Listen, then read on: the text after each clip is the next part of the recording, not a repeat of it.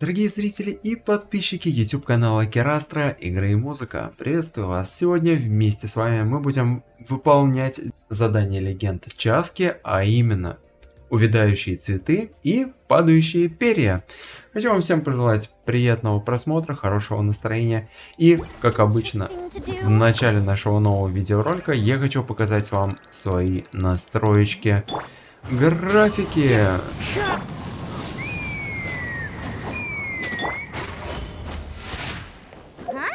Заходим. О, там Пайман уже начала говорить.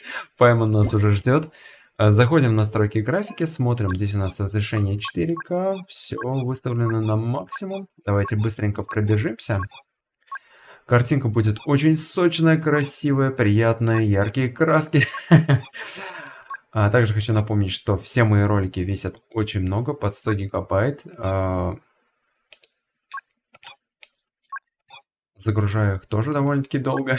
Стараюсь сделать все максимально качественно. И информация для тех, кто хочет поддержать меня, мои старания. Отправляйте донатики по номеру моей карты сбербанковской 48177601 и ссылочка на Donation Alerts тоже будет в описании. Когда будете переводить денежку, там будет написано «Кирилл», перепроверьте на всякий случай, сверьтесь. Я так часто произношу свой номер карточки Сбербанка, что уже выучил наизусть. Ну и вот, все на максимум, ребятки. Вот с такой пачкой я сегодня буду проходить полностью все. Здесь у нас Ризлик с 3 коронками, Шинхэ 2 коронки. Казуха относительно недавно появился, его еще качаю. Вот, и Фурина. 9, 10. По оружию тут у нас волчий клык. Мне осталось купить его всего лишь один раз, и будет R5. Казуха с лунным сиянием. Шинхэ сияющей жатвой. А Ризлик своровал сигнатурку Нёвилета. Ну, и в принципе мы начинаем. Также хочу вам всем пожелать удачи в крутках. Сейчас у нас обнова 5.2. Здесь у нас баннер Часки и Лини. Что хотел сказать. Вообще коплю на Нёвика C1. У меня вот было сегодня около 10 круток. Я так подумал.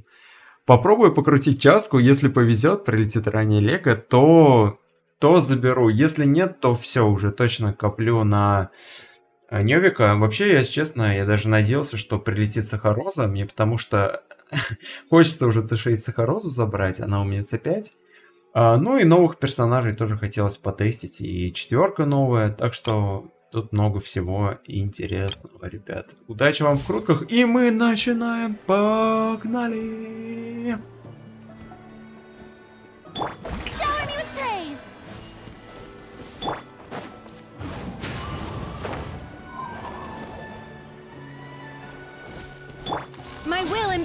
A moment, please.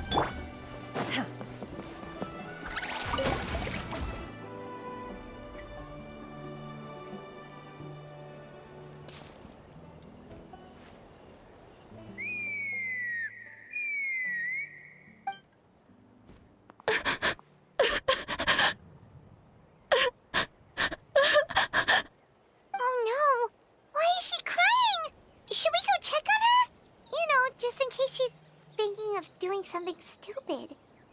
I'd leave her be. The warriors of the Flower Feather clan are a proud bunch who never show their vulnerability in public, even if they've gone wingless. Oh, Chaska?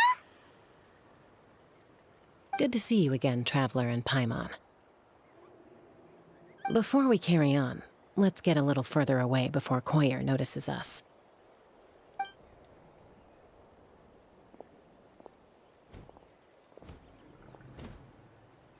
So, that girl on the bridge, Koyer, you said? Should she really be on her own right now?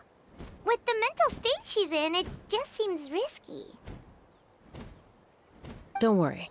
That's exactly why I'm here. Elder Alpa sent me to keep an eye on her.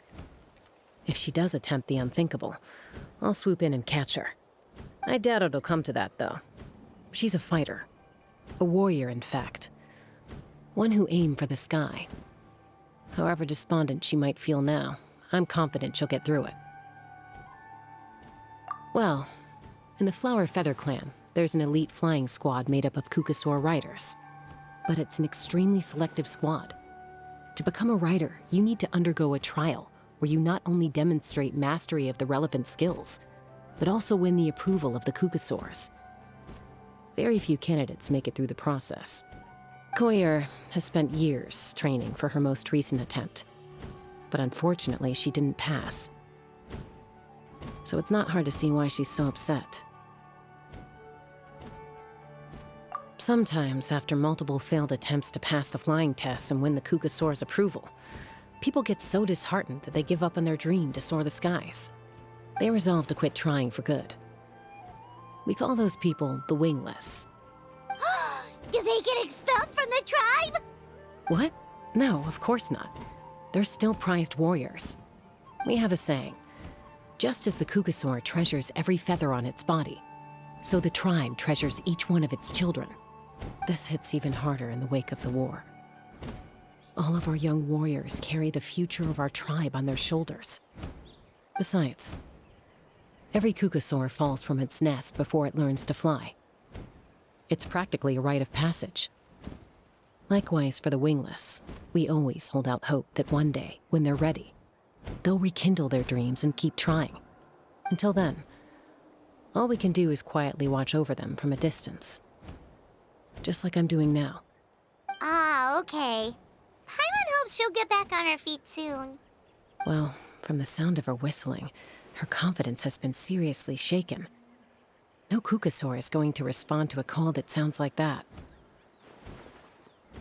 Yeah, people from my tribe call to their Saurian companions by whistling or blowing a horn. So it sounds like Koyer was trying to summon a Kukasaur to practice her flying.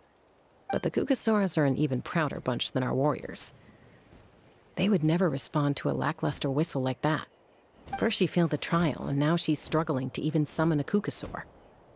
That's only gonna hurt her confidence further. And getting trapped in that vicious circle is the kind of thing that'll make people go wingless. Surely there must be something we can do to help. That's very kind of you. Koyer's flying skills are up to par, but mentally she's stuck in a rut. If she wants to return to the sky, she has to overcome that for herself. I'm going to lay low nearby, just in case she takes a turn for the worse. Let me give you a tour around the tribe once this is all over.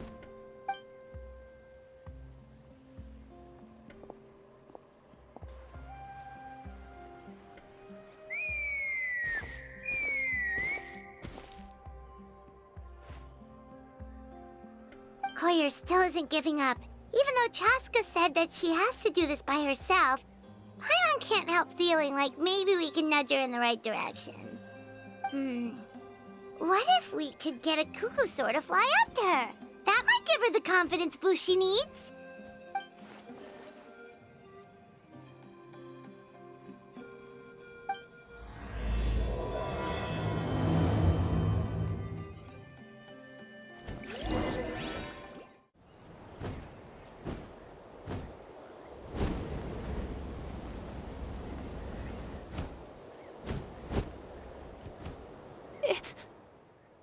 It's a Kukasaur! Oh my gosh! Is this really happening? I did it! I summoned one! I was beginning to think you'd all given up on me completely. Thank you. Oh, thank you!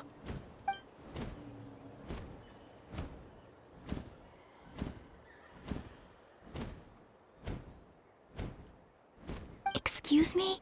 Would you mind if we did some flying practice together? Right now? I think I know where I went wrong in the test now. I need to maintain a higher speed on my turns. So, I just gotta practice my bell tail slides and split S maneuvers.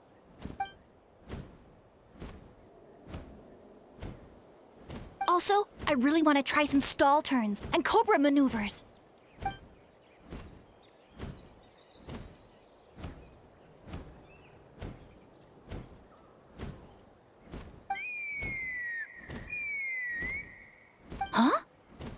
sounded like a whistle. Is someone else trying to summon a Kukasaur?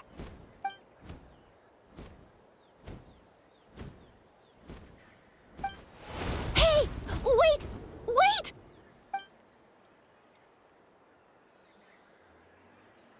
Do you think Koyer's feeling better now? Let's go back to that bridge and check.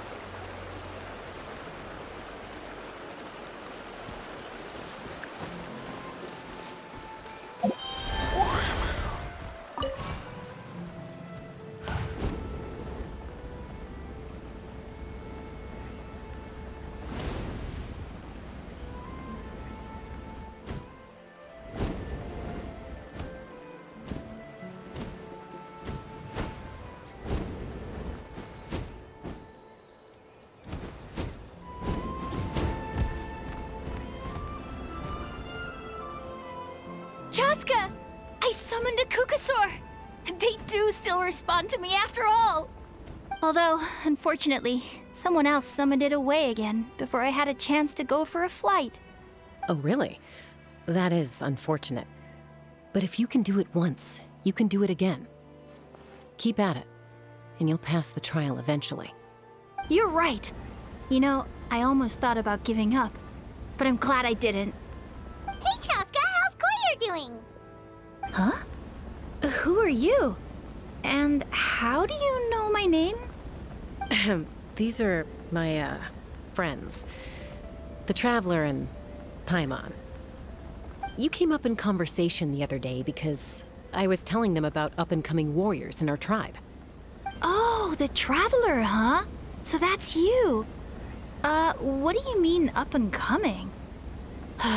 I'm closer to being wingless than I am to passing the trial. Anyway, we haven't met before, have we? You look so familiar somehow. Maybe you saw her in the stadium? Or anywhere, really. She's been all over Natlan lately, so it's not surprising that you've seen her around. If you say so.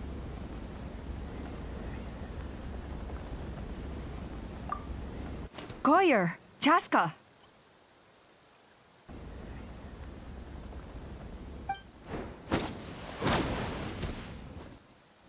Here you are. I've been looking everywhere for you two. Oh, Elder Alpa! What's the matter? I thought I should tell you myself. We're going to redo the flying trials. Redo them? How come? This is so unexpected. And I can't believe you came out here just to tell us that in person. It's embarrassing to admit, but due to time constraints, we didn't do a proper inspection of the arena before the last round of trials began. Then we started to notice many candidates performing worse than expected. So we redid the inspection afterwards and found a number of issues which likely impacted candidate performance. This was entirely our mistake, and I apologize unreservedly. I know it doesn't make up for it, but I thought bringing you this message in person was the least I could do. Oh, okay. Chaska, these people you're with, are they the Traveler and Paimon? Huh? You've heard of us? I have indeed. Gathering intel is an essential part of being a warrior. Plus, you've already made quite a name for yourself in Natlan. Actually, I've been meaning to invite you to enjoy our tribe's hospitality for some time. Hospitality? Oh, that includes food, right? Of course it does. If you let us host you, you'll be treated quite lavishly. Mighty warriors are highly revered in our tribe.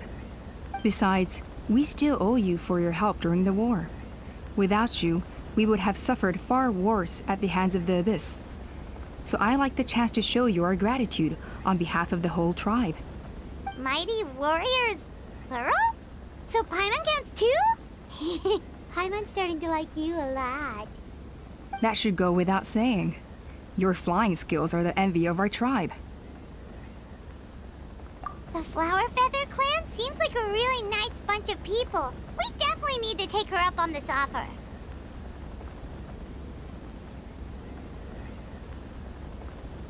Well, I'd love to stay, but I'm afraid I still have to inform the other candidates about the retrials.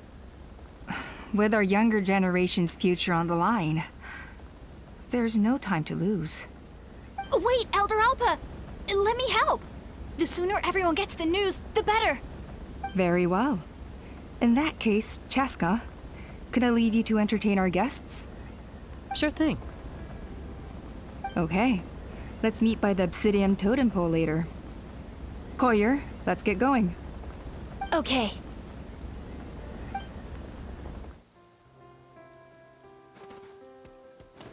Alright, they're out of earshot. I'm just gonna come out and ask. That Kukasaur who responded to Koyer's call, that was your doing, wasn't it? I grew up with these creatures. I could tell something was off the second I saw it. Her whole demeanor seemed less like a Kukasaur and more like, well, you. So I figure you must have been pulling the strings somehow. She looked very flustered when Koyer asked for a ride, so I whistled to give her a chance to escape. And judging by the look on your face, that was a welcome intervention, huh? It's all right. If you'd rather your hidden talents remain hidden, I respect that. I won't press you for answers, and I'll keep my speculations to myself. You're the kind of person I'd still trust even if you had superpowers. I know you'd use them for good. I think the ends justify the means in this case. She just lacked confidence, and you helped her resolve her internal conflict. If you hadn't intervened, I likely would have gotten my mom to help out instead. Although, having said that, there's a small chance she might have recognized her and seen through the whole thing. That would have done more harm than good.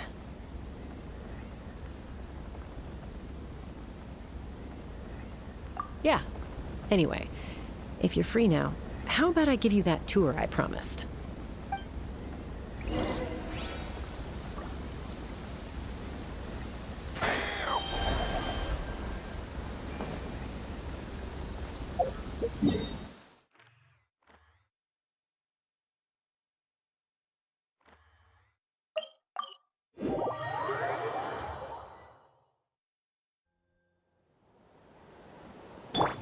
Way now.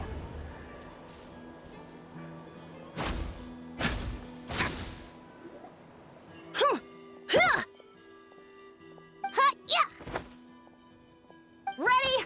I'm gonna get you! Uh-oh. Are they fighting? Should we try and break them up? They're fine. Just doing their daily combat training. Combat training? A little young for that, aren't they? Not to us. We're a tribe of warriors. In ancient times, we were the most elite troops in the nation, responsible for patrolling and defending all of Natlan. And even though times have changed, we've kept our martial spirit alive. Hey, is that Chaska? Chaska, you're back! Oh, can you come train with us? Now's not a good time, I'm afraid. I'm showing the Traveler and Paimon around. Maybe next time. The Traveler and Paimon? Wait, you mean that legendary warrior and legendary flying expert? Legendary? Yep, that's us, all right. Awesome. It's so cool that you can fly without having to ride a Kukusaur. Even Chaska could only do that for short distances. Miss Traveler, can you teach me some cool sword tricks? Oh, Miss Traveler, my family's shop makes the best volcano cake. You gotta try it. Let's behave ourselves, everyone. These people are here as our guests. They're going to meet Elder Alpa in a few minutes anyway. Kotini, instead of being jealous of other people's talents, why not work on developing your own? Kapak, there's no point in trying any cool sword tricks until you've mastered the basics. Have you done all your sword drills today? And Yatlan, easy does it, okay? Not every conversation has to turn into you plugging the family business. Okay.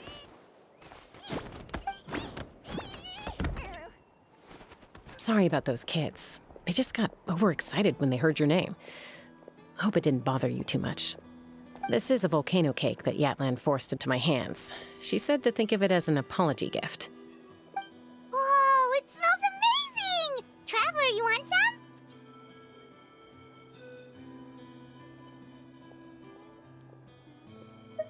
that's good. Yatlan will be thrilled. By the way, Chaska, those kids really adore you. You're way better with them than Paimon expected. Paimon figured you'd be more... aloof, maybe? Aloof, huh? Well, to be fair, there was a period when I was like that. Around the time when I first joined the tribe. But it's a terrible attitude to have as a peacemaker. It tends to turn situations that could have had a peaceful resolution into a stalemate that can only be resolved by force. Yep, exactly. As long as other options are available, I try to avoid that at all costs. Someone once told me that peace imposed by force will crumble in a matter of days. But peace achieved through genuine dialogue actually benefits both sides, even if sometimes the parties are only willing to negotiate because they're both armed to the teeth. That's true. Hey, Chaska! Uncle Cusco knows you're back, and he's coming to get you. Oh, thanks. Traveler, Paimon, gotta dash. I'll meet you at the totem pole up ahead. You can't miss it. It sticks out like a sore thumb. Wait, are you running away? First rule of conflict resolution? Grab the fan and run before the you-know-what hits. Trust Chaska to make even running away sound cool. Sorry about this. Just stall him for me, okay? I'll explain everything later.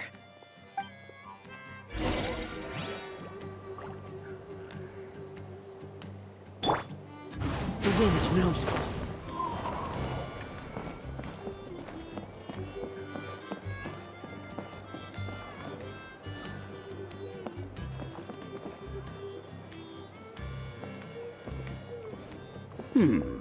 A golden-haired outlander and a white flying object. You must be the traveler in Paimon. I heard Chaska was with you, but I suppose she's run away again, has she? Sorry, who are you? Who am I? Only her father. She's supposed to go for a checkup every 3 months to see how her abyss condition is doing. We both agreed on it. But she's already missed 3 checkups this year. That's 3 out of 4. Yes, she got exposed to abyssal energy as a young child. Then her birth parents abandoned her. It's lucky those wild cucusaurs found her when they did, or she wouldn't have made it. They took her under their wing and raised her as one of their own. Eventually, some riders out on patrol spotted her and brought her back to the tribe. But she was practically feral at that point. The moment you took your eyes off her, she'd be getting herself into a fight, or she'd run away to be with the Saurians. She seemed to prefer them to her own kind. She might as well have been a Saurian in human form. That must be the aloof period she mentioned, right? We later discovered that her exposure to the abyss had planted seeds of conflict in her heart. So, we started trying to bring it under control. But ultimately, she's the only one who can control it. Anyway, she's much more human these days. Yeah, don't worry about her. She seems pretty stable to Paimon. She's probably only avoiding the checkups because she thinks it'll stop you guys from worrying about her. Yes, I'm well aware of that.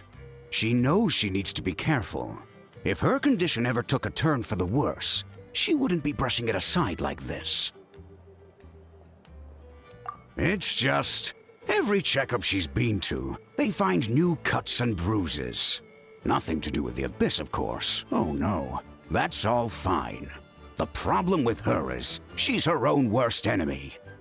She's been living dangerously again, I'm sure of it. That's why she's avoiding the checkups. She wants to hide it from us. Yeah, Paimon can see her doing that. Oh. In the past, she always had Koichi to keep an eye on her. Now Koichi's gone, and I don't want to lose another daughter.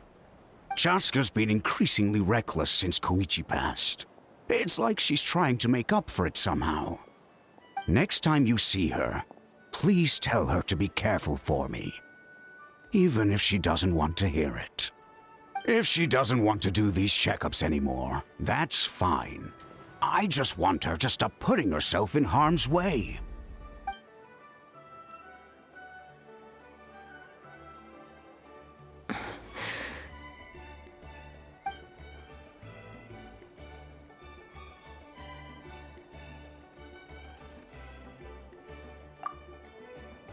Oh, where did the time go?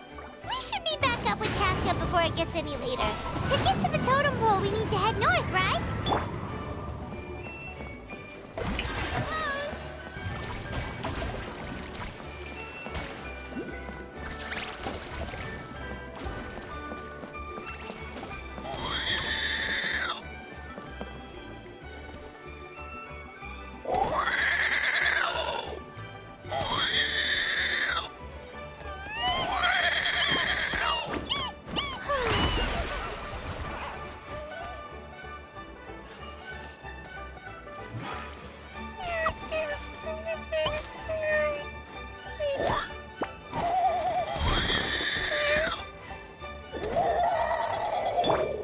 The wind knows. Transfiguration!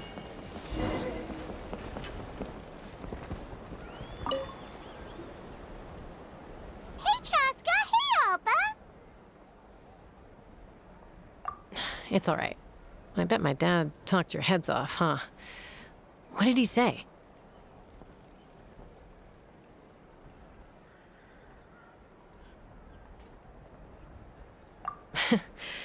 I was sometimes a little impulsive back then. That's putting it mildly. The memories. It feels like it was only yesterday when we brought you back and had Cusco and his family take you in. Back then, no one imagined this feral child would grow up to be the strongest warrior of the Flower Feather clan. Huh? You were the one that brought Chaska back to the tribe? That's right. Elder Alpa was already a veteran rider by then. She spotted me while patrolling from the skies and tracked down my Kukasaur mom. Mom agreed it was time I tried to re-enter human society.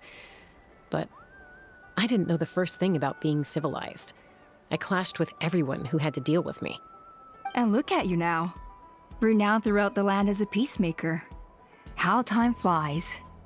When the day comes that I can't fly anymore, it will be up to you to look after our tribe and our flying squad. You know me, though. I'm not a natural commander. I'm better off as a lone wolf on the front line. So stick it out at least a few more years, okay? Give Koyer and the others time to come into their own. Oh, stop. Wait, so isn't the leader just the strongest warrior in the tribe? At least Paimon figured that's how your tribe would work. Strength is certainly a core tenet in the Flower Feather clan. But strength means far more than martial prowess alone. If it all came down to individual strength, I'd struggle to call myself a warrior, let alone a member of the flying squad. Any fighter in the tribe could take me down. Well, sorry to disappoint you. It was something I aspired to at one point. So much so that I went adventuring in the Cinder City, Ochkanatlan, to try and prove myself. But it was foolish of me. I wasn't ready. I came back empty-handed and seriously injured. The fact that I survived was something, I suppose. But after that, I never seriously considered myself a strong fighter. And yet, you still managed to become the leader of the flying squad, thanks to your experience and determination. All while battling those old injuries. Don't you think that's a display of strength in its own right? Let's shelve this discussion for now. Traveler, Paimon, there are some simple refreshments on the table. Please help yourselves. Yes! Paimon was waiting for that part! They were for the snack stomach. The refreshment stomach still has plenty of space.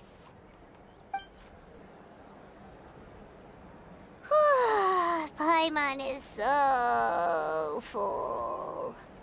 Well, if you're enjoying our hospitality, feel free to stay with us as long as you like. Elder Alpa? There's... something's come up.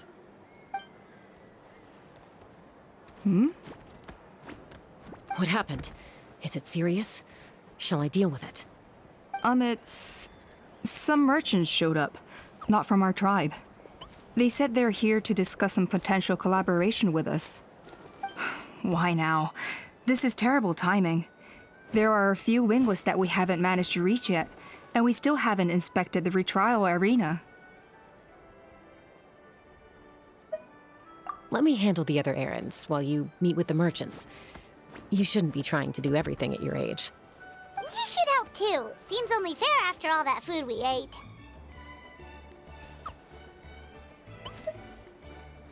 Huh. Well, much obliged.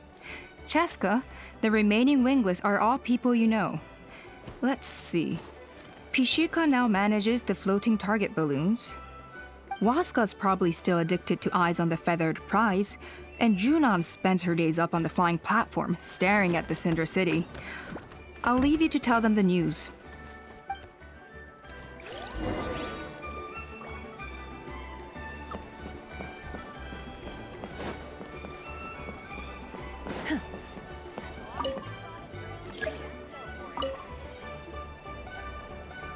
Are you sure you don't want to reconsider, Pishika? I appreciate it, boss. But honestly, I'm pretty happy with my life nowadays. Pishika, they're redoing the flying trials. Huh? Utoda? Ah, did Alpa send you? I was just telling Pishika the news, actually. The way things are with the tribe these days? I mean, you don't need me to tell you. This here is no future for a seasoned warrior like you. Ah, come on, boss. Do you have any idea how long it's been? I've been wingless for years now. I'm not cut out for that anymore. Of course, I'll do my part if we ever need to defend the tribe. But there's really no point in me trying out for the flying squad now. I've already made my peace with it. Not everyone has what it takes to return to the sky after going wingless. Elder Alpa's perseverance is something else. And it's okay if I'm not destined for greatness. I might not have the Kukasaur's approval, but with my hot air balloons, I can still reach the skies. Handling these balloons every day, seeing how the customers react, the looks on their faces, that's enough for me. Finding something you love doing can be just as hard as passing the flying trial. It's worth holding on to. Fair enough. It's your choice. I won't force you. Oh, by the way, you should try taking a balloon ride if you've got the time. Once you've been up there for yourself, you'll see why I love it so much.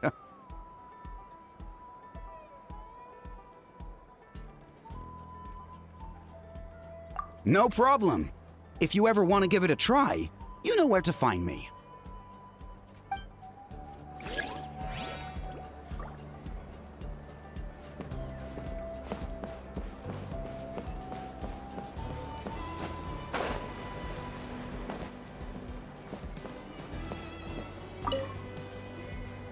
A retrial? What's the point? I pretty much treat life like it's a game. No Kukasaur's ever going to approve of that, no matter how many times I try. Waskar, I can assure you, Kukasaurs wouldn't judge you for something like that. Well, they must be judging me for something. Maybe I lack fighting spirit, or just don't have the talent. Not everyone's a natural like you. Don't waste your time on me. You'll have better luck with the ones who still have their heads in the clouds. In the meantime, I think I'm gonna treat myself to a few more games of Eyes on the Feathered Prize. Yeesh, there's wingless, then there's being a total lost cause. You used to be a fierce warrior, actually. But fighting spirit alone won't win you the Kukasaur's approval. Are all Kukasaurs so strict? The ones in floating target balloons and Eyes on the Feathered Prize seem pretty chilled out. It's one thing to hang out and have fun, but quite another to take to the skies with a human life on your back. Giving a ride to someone who's unqualified endangers not only the rider, but also the Kukasaur themselves. If the rider makes a mistake, they both suffer the consequences. So we have a mutual understanding with the Kukasaurs. If someone isn't up to standard, we have to reject them. Even if it means breaking their hearts.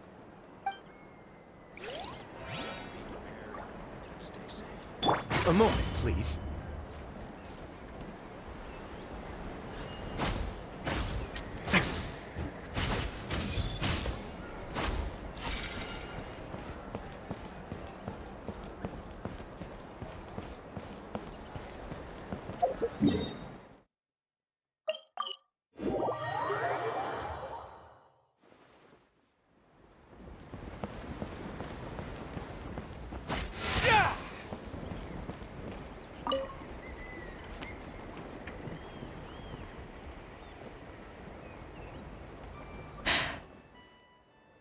Hey, Junan. Gazing out at Ochkanatlan again, huh? Chaska? What are you doing here? Is something up? The flying squad is hosting retrials again soon. Wanna give it another try? Maybe you're forgetting the definition of wingless. I've failed so many times already that I've decided to call it quits for good. I'm done.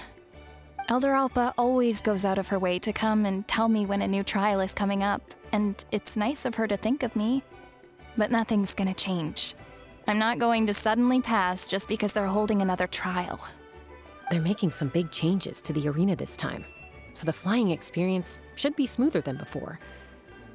Koyer's gonna try again. No, forget it. If I was genuinely good enough to make the squad, the location shouldn't affect my chances. A true rider can fly confidently whatever the conditions, like you and Elder Alpa. Junan! They're redoing the... Huh? Chaska and the Traveler. You're already here. I guess they told you already then. Come on, let's go train together.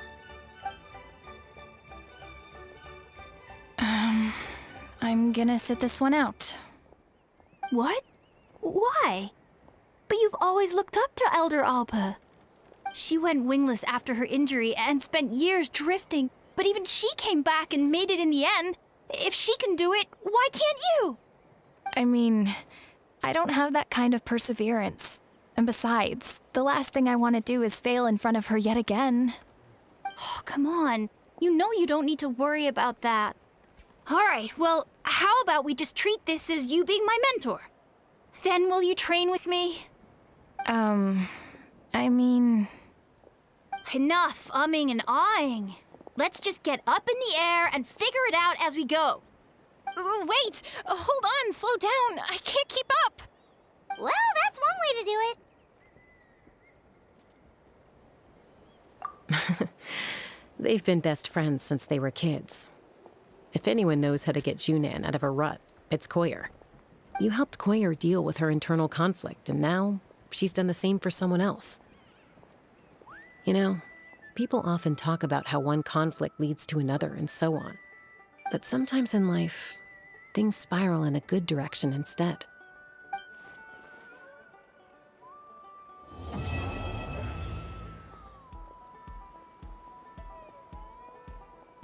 We've notified all the wingless on the list now, right? Where to next? The trial arena. It's not far from the tribe.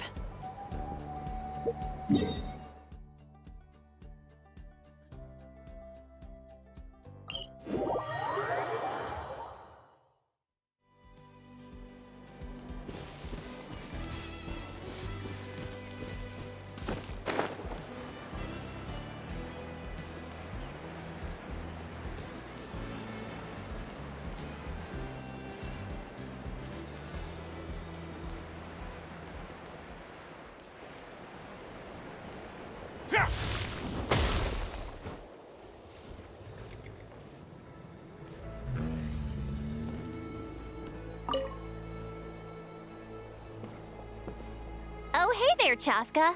Did Elder Alpa send you? Yeah, she's got other things on her plate right now. How are things looking here? Well, the inspection revealed numerous blockages all over the trial arena. It looks like they're the result of ley line disorders caused by repeat abyss invasions. Theoretically, we just need to clear those obstacles, and the arena will fill up with gaseous phlogiston again. But that's proving difficult to achieve in practice, for all sorts of reasons. Why don't you head on down and check things out for yourself? Feel free to ask the staff for more details.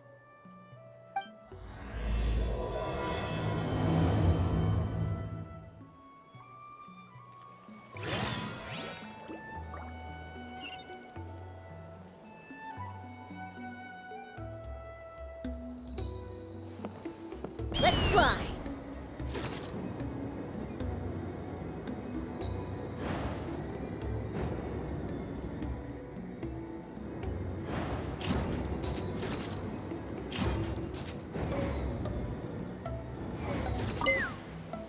This is crazy. I put all of my strength into it, but it just won't break. Maybe Inkanak was right after all. If a stable structure is formed inside the solid phlogiston, I'll need to hit all the weak spots at the same time to break it. But how am I supposed to do that?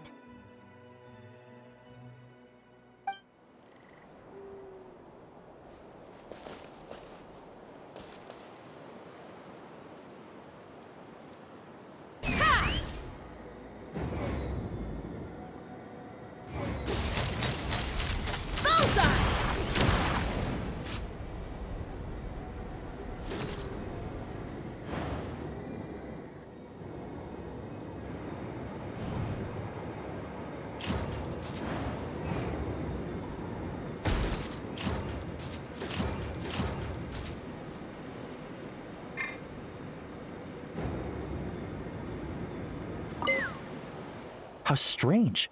Why is there so much solid phlogiston here? Well, could be from the Children of Echoes.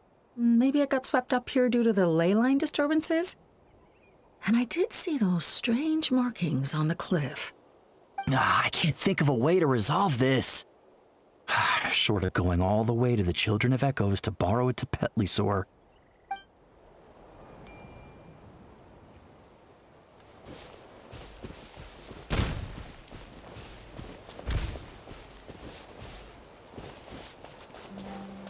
Let's fly.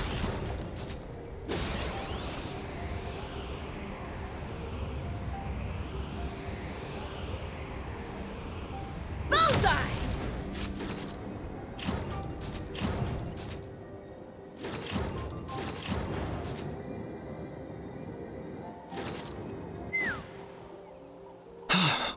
Oh, are you here to help? Thank goodness. There's no way I could do all this by myself. So the blockage here has to be cleared using a special bomb, but carrying explosives up that steep slope would be a recipe for disaster. If I dropped it or slipped and fell, I'd be blown to bits in an instant. So, my plan was to transport the bomb to the other side, then send it over in a hot air balloon. All I need now is for someone else to strike the balloon at the right moment, dropping the payload right on top of the spout, and problem solved. What do you think? Simple enough, right?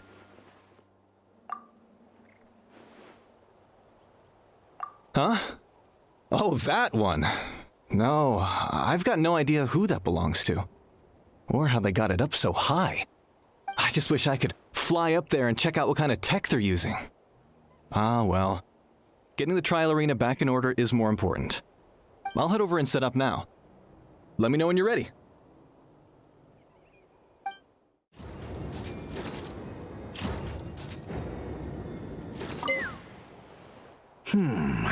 I think it should be possible to clear this spout with just a few, but there are signs of strange life in here. Meddling with it might be dangerous.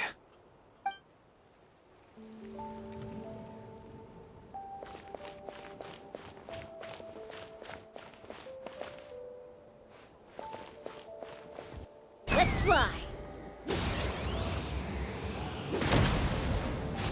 Hey! Monsters!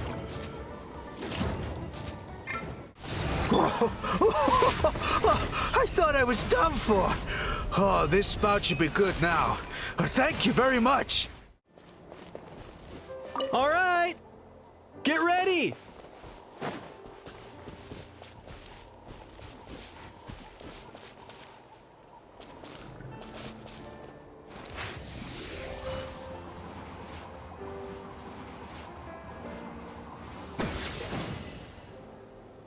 gaseous phlogiston is being replenished.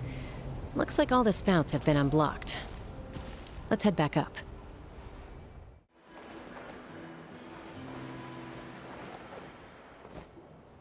Wow, you took care of everything in no time at all. Incredible work!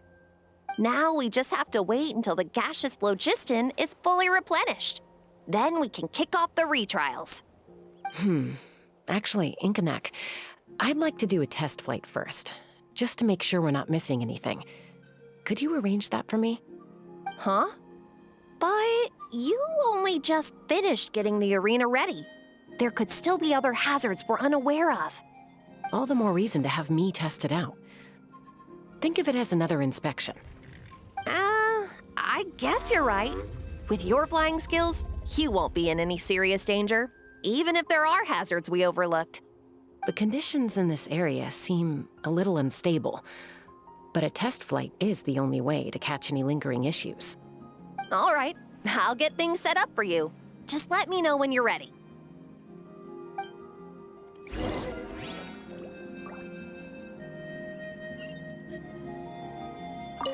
Are you ready?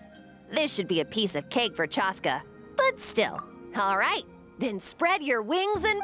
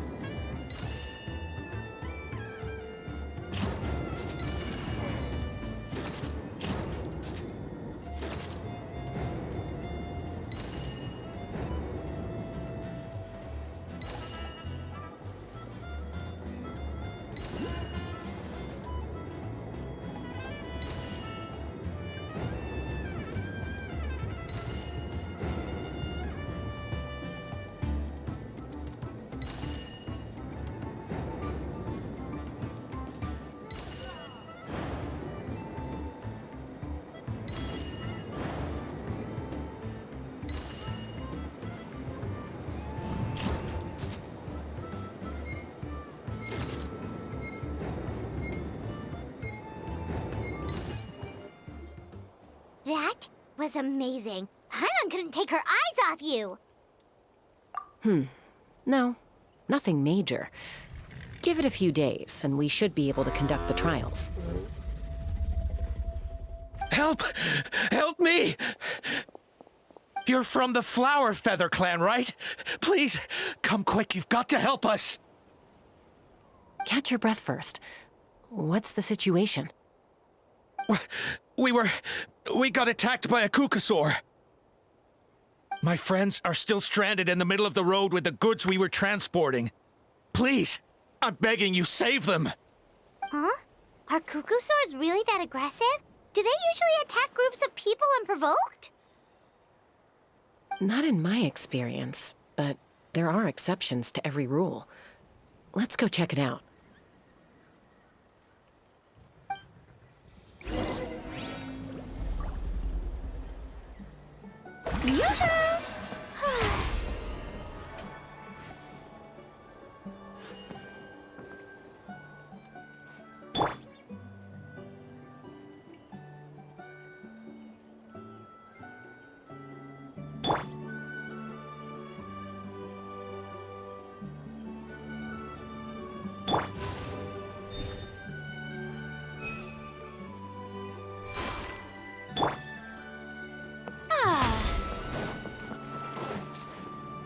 Strike a pose!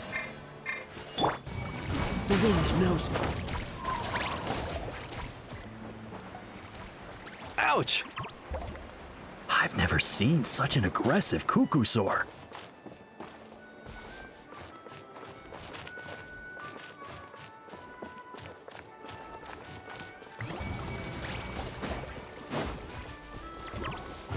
one with nature.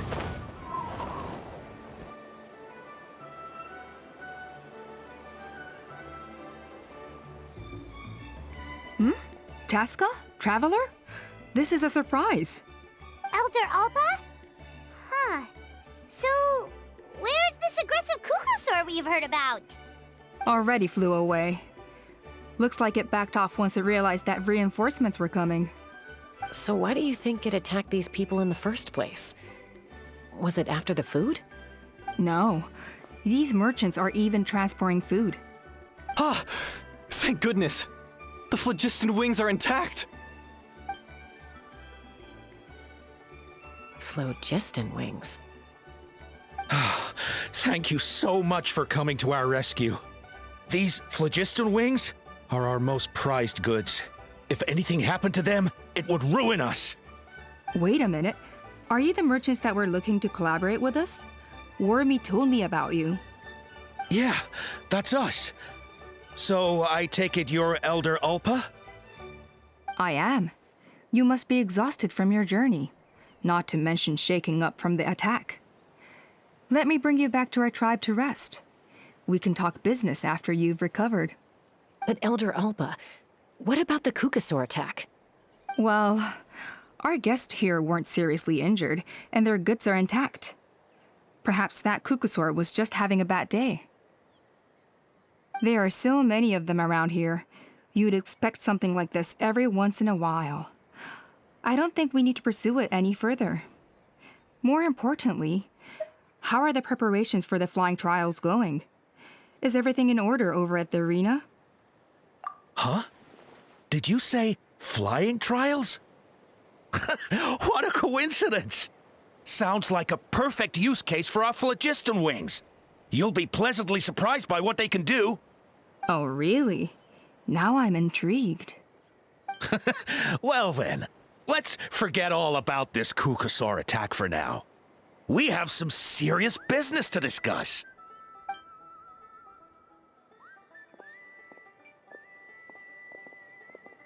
Huh?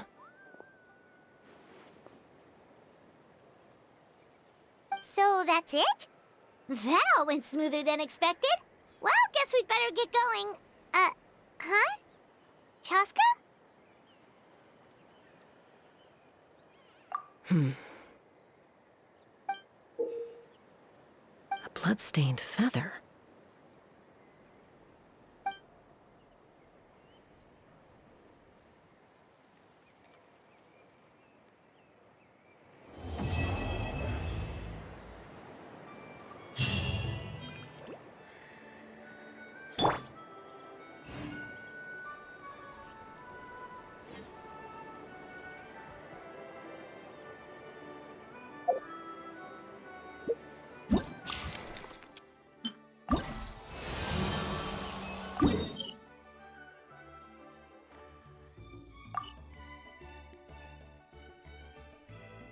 Mind be purged. The Flower Feather Clan should be about ready to hold the new flying trials by now. Let's go check it out!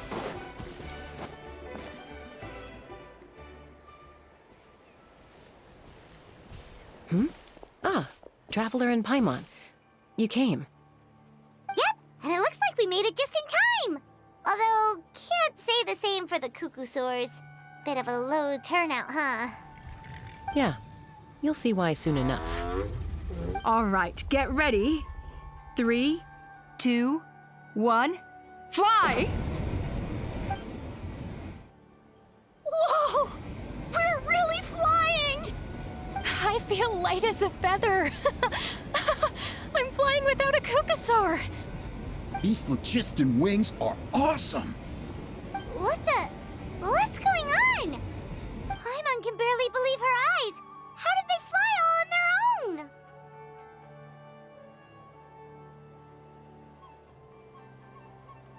The merchants we ran into that day were selling a product called phlogiston wings. It's a flying machine worn on the back. To operate it, you just use a handheld trackball that controls the flow of gaseous phlogiston. That's incredible! Yeah. If our tribe, well, if Natlan mass adopted this technology, it would revolutionize our mobility and responsiveness in times of crisis. Just think of the countless tragedies that could be averted. I feel like I'm dreaming. Did I really just fly on my own without the help of a Kukasaur? You'd better believe it! Plus, you just passed a flying trial! Right, Elder Alpa? Elder Alpa?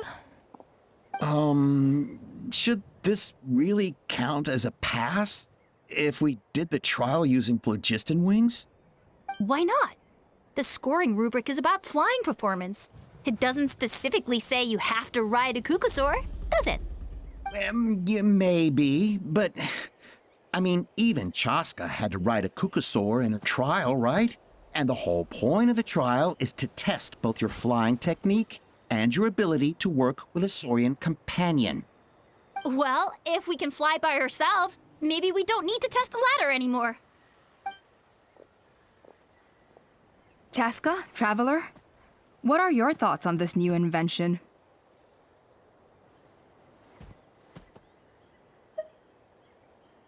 Right? That's what I think too. I agree that they have strategic value, but I don't think it makes any sense to evaluate candidates by the current testing standards if they're using phlogiston wings. Why? Shunan finally mustered the courage to go through with this, and now you're saying it doesn't count?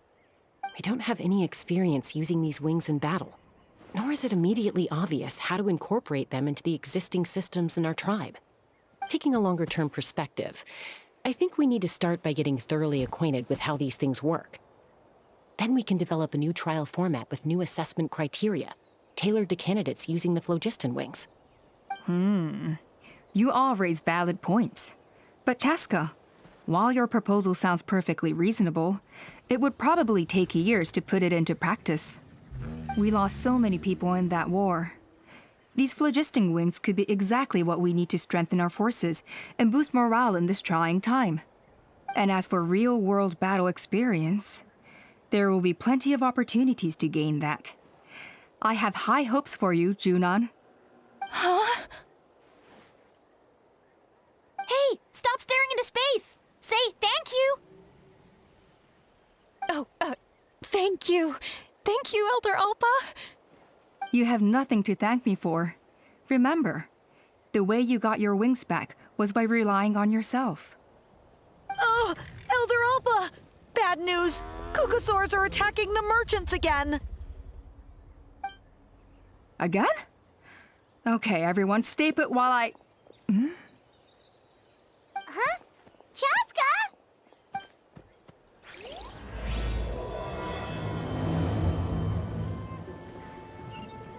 Why did Chaska rush off like that?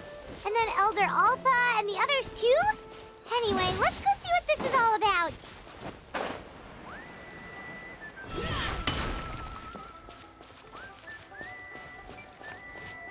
Manifest!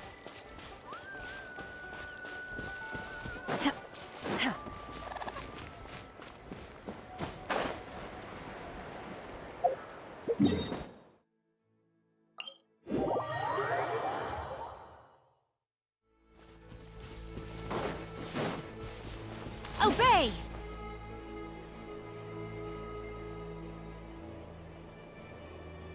Oh, it's back! It found us again! Run! Get out of here!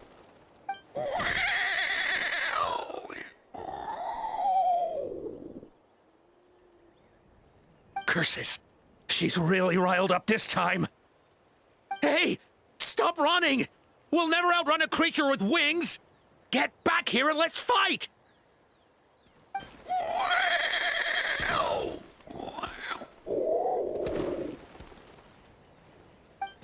Stop! All of you! Chaska! Oh, wonderful! Quick, get rid of that thing!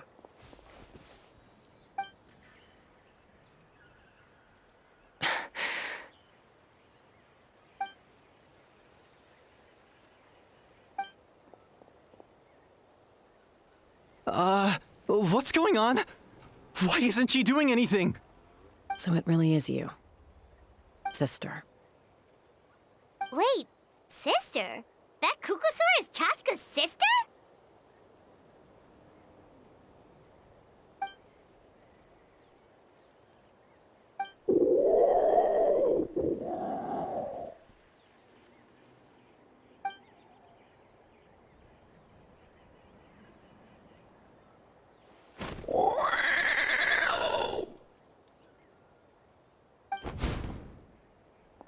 Koya, wait! Is Chaska gonna be okay? Should we go check on her?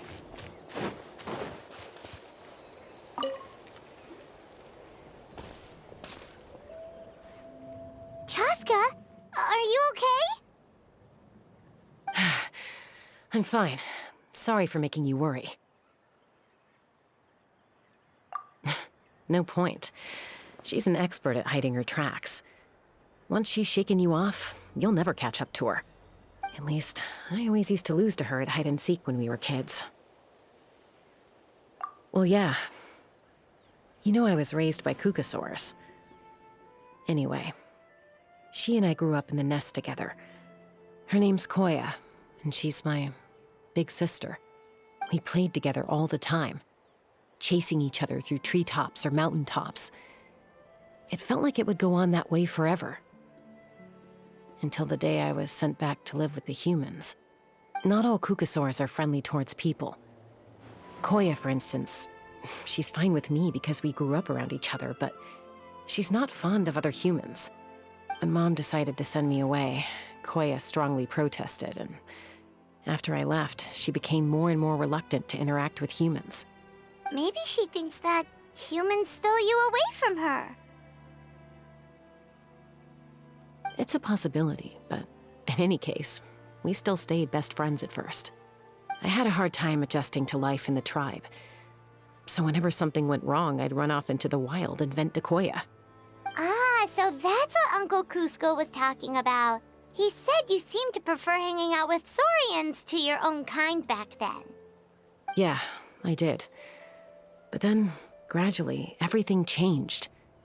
With a new mom and dad, a new tribe, and Koichi, I started getting curious about these humans and made an effort to understand their behavior.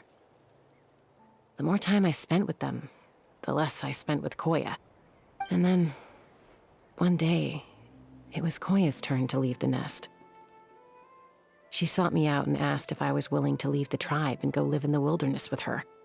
As far as I can remember, that was the first time she ever approached a human settlement on purpose. So, how did you answer her? Well, I wouldn't be standing here talking to you if I'd said yes. No, I was torn. On the one hand, I'd already made up my mind to embrace my new family and accept my human identity. But I also knew that Koya wasn't a fan of humans, and I didn't want to disappoint her. She took my hesitation as an answer.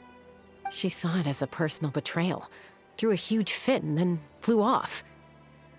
We hadn't seen each other since, well, until today. Not for a lack of trying, though. I tried asking Mom where Koya's new nest was so I could talk things out with her. But Koya had already asked Mom not to tell me where she'd moved to. It must be hard for Mom, being stuck between her two daughters. So I didn't press the issue. And I didn't go looking for her. If things carry on like this, I need to make sure I find her before anyone else, even if she doesn't want to see me. For now, let's bring the wounded back to the tribe, and see what Mutota and Elder Alba have in mind. Unleash!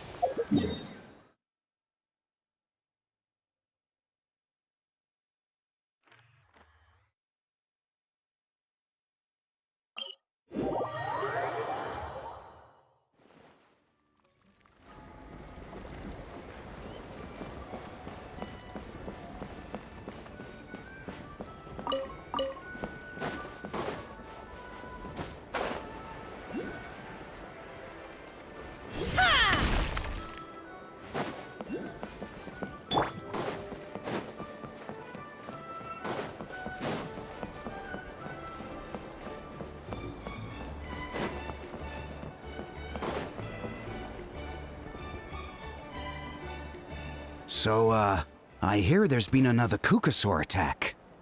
Ha! I knew it! They're wild animals, and they can't be trusted.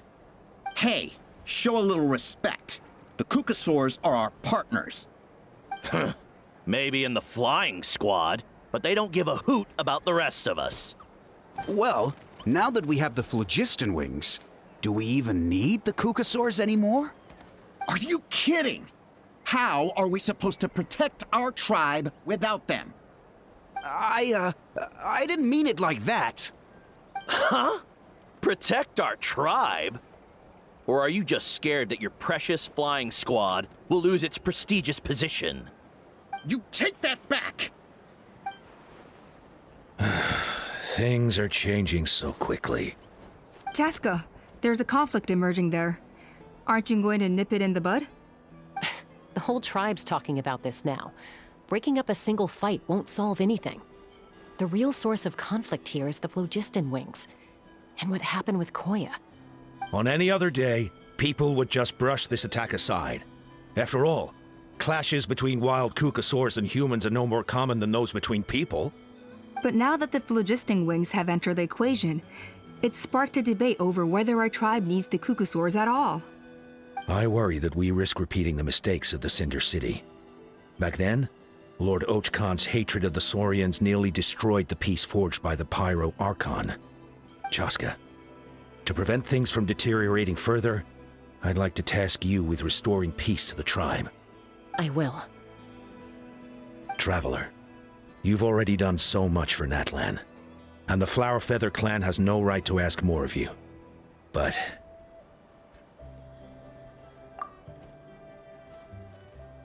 thank you. And don't forget about Paimon. Just leave this to us.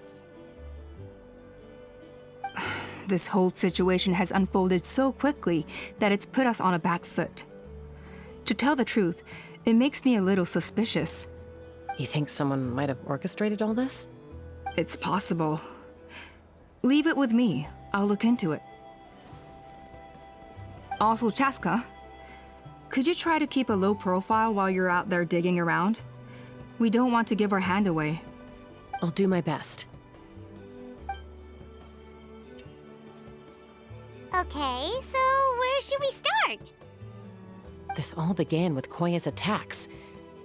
If we can find out what led her to do it, that should give us something to work with.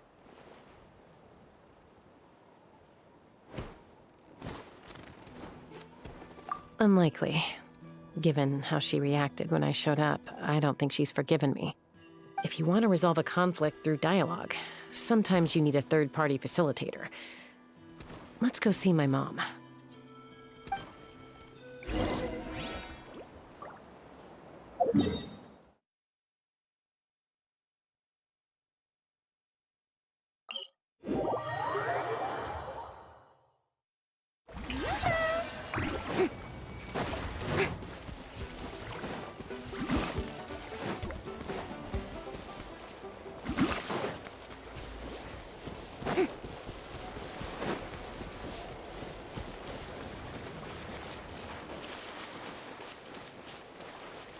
Shower me with praise!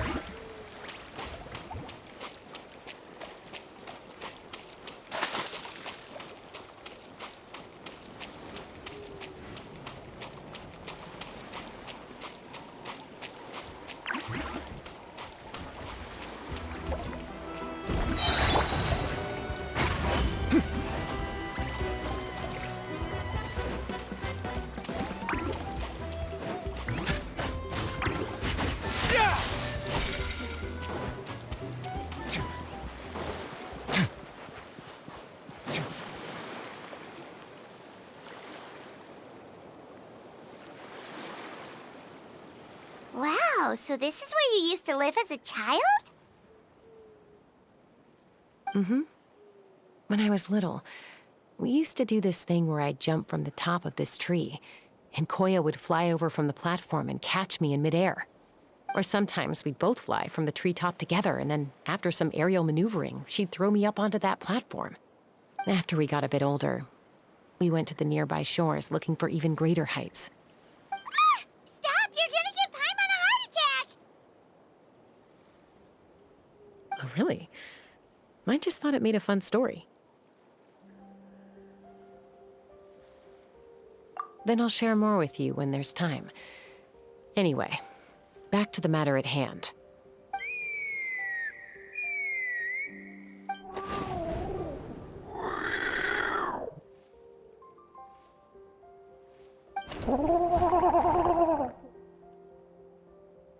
Hey, Mama Bird, I'm back.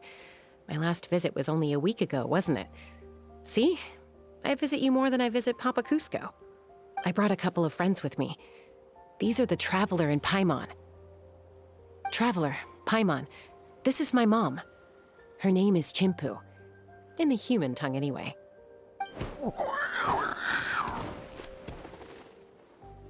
Hi!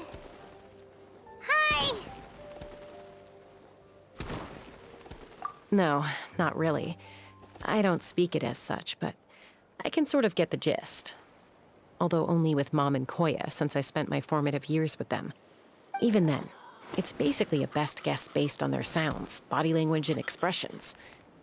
Seems to work about 9 times out of 10, anyway. As for whether Mom understands me, I can't always tell. But somehow we still manage to communicate. Call it the family bond, I guess.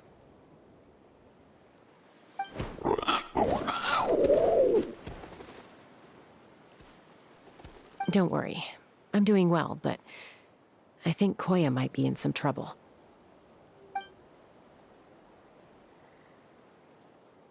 I know she's never been a fan of humans, but she's never deliberately attacked them before either. What's behind this sudden change? Does,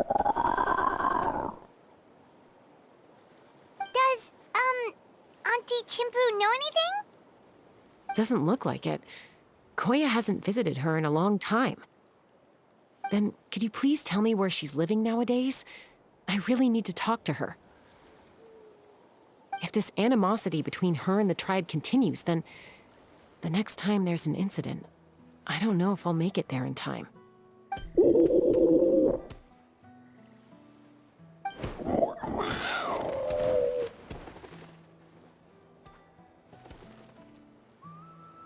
She said she'll take us there. Thank you, Mom.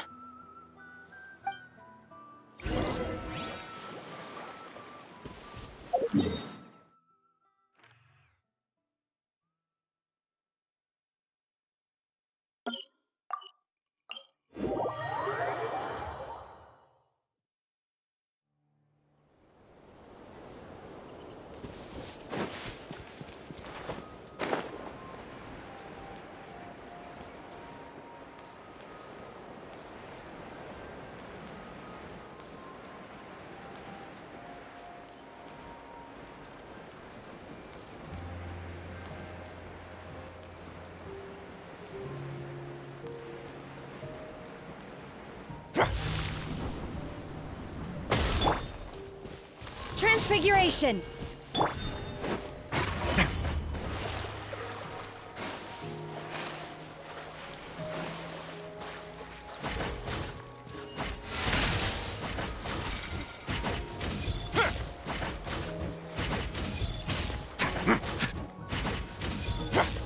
A moment, please.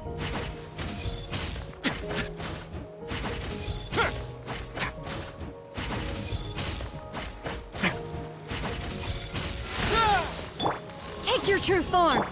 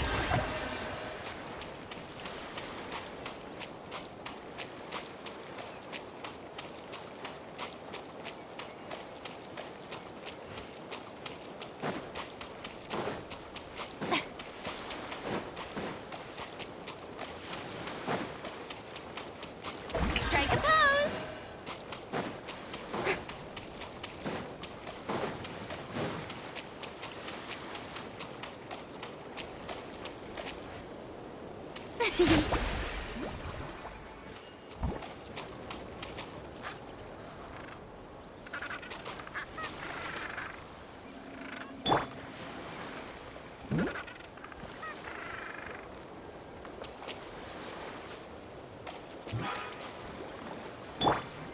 show begins!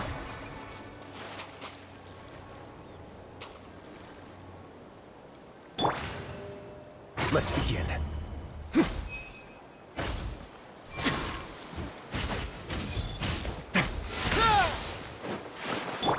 Clouds high. The birds call into the wind. Let my name echo in song! My will embody.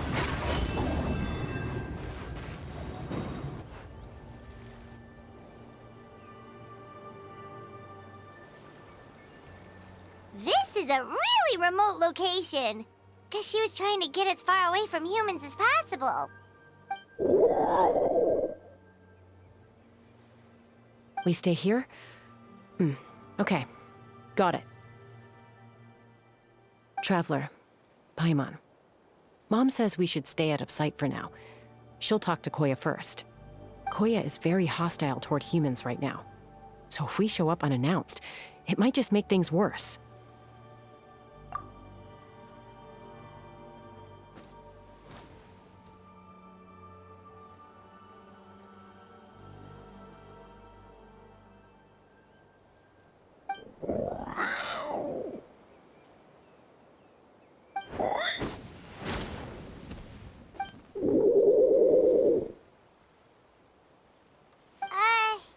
Any idea what they're saying? Sounds like things are more complicated than I imagined. There's evidence in this area suggesting that Koya might have been the victim of a human attack.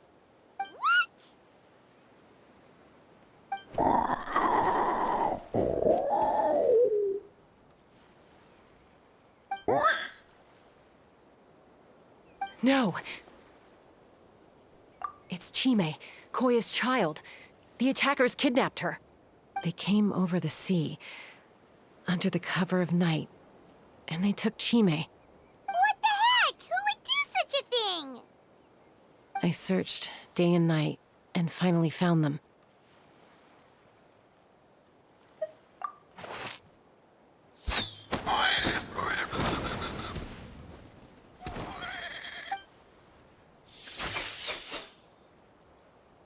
Oh, yeah! Tafal's contraption is working like a charm! Got her in one! Hey, there's another one! Wait, is that the one that got away last time? Who cares? Just get them all! Tafal pays us per catch!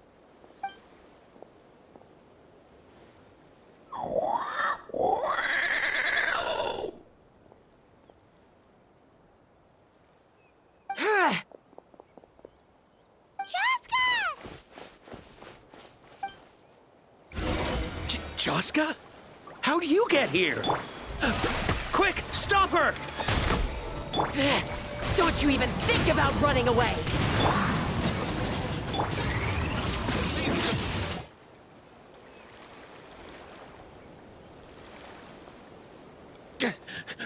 Don't come any closer, or I'll... Go, Phlogiston Wings! Take me out of here! Uh-oh, looks like it malfunctioned! This is bad. Mom and Koya are already injured. And if that thing explodes right next to them... Help! Elemental energy suppresses it! Please, someone! Get back!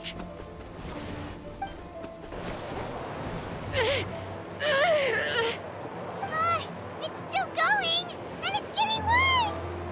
Guess we need a more permanent solution. All right then.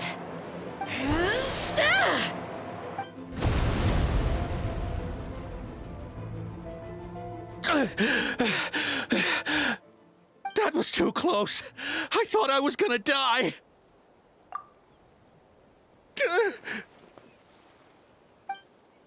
Answer us honestly. Were you the ones who attacked Koya before?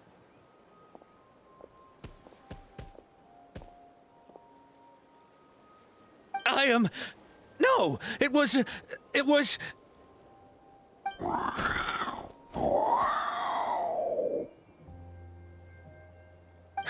Well, she says it was you.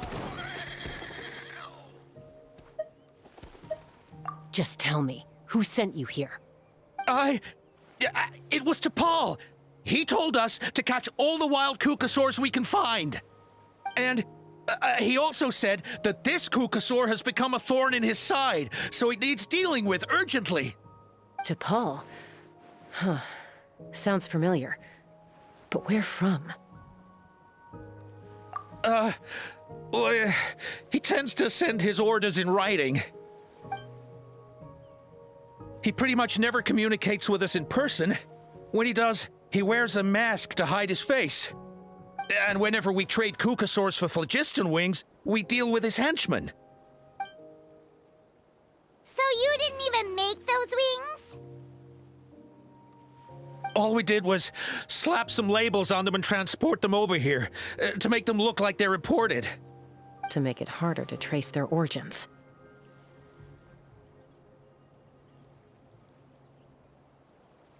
I don't know, honest! Well, that's mighty convenient, huh? What about if I held a gun to your head? Would that change your answer? No need. I'm sorry. I'll tell you everything I know. T'Pol doesn't tell us much, but he always stresses that he wants them alive. So that gives us some clues. This is just a best guess, of course, but we suspect that the gaseous phlogiston stored in the trackballs is drawn directly from the Kukasaurs. What?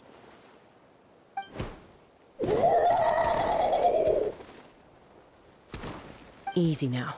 You're still injured. Hey, keep talking. Yes, ma'am. So, the gaseous phlogiston has to be highly refined in order to power the phlogiston wings. The slightest imperfection can have disastrous consequences, as you just witnessed. But the Kukasaurs have a natural ability to process gaseous phlogiston. So, if you use them as an intermediary, then...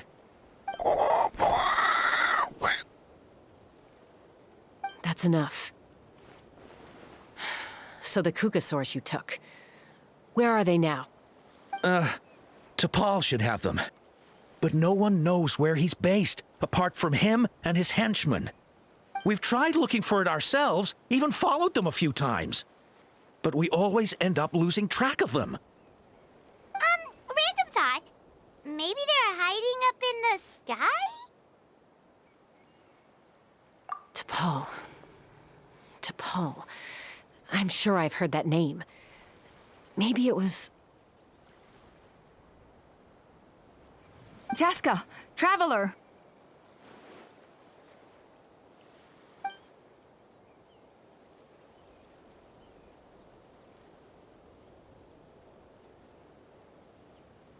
That voice!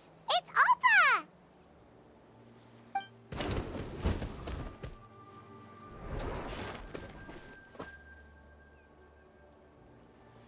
Elder Alba? What brings you all the way out here? Well, I was patrolling nearby when I heard the sound of an explosion. What's going on?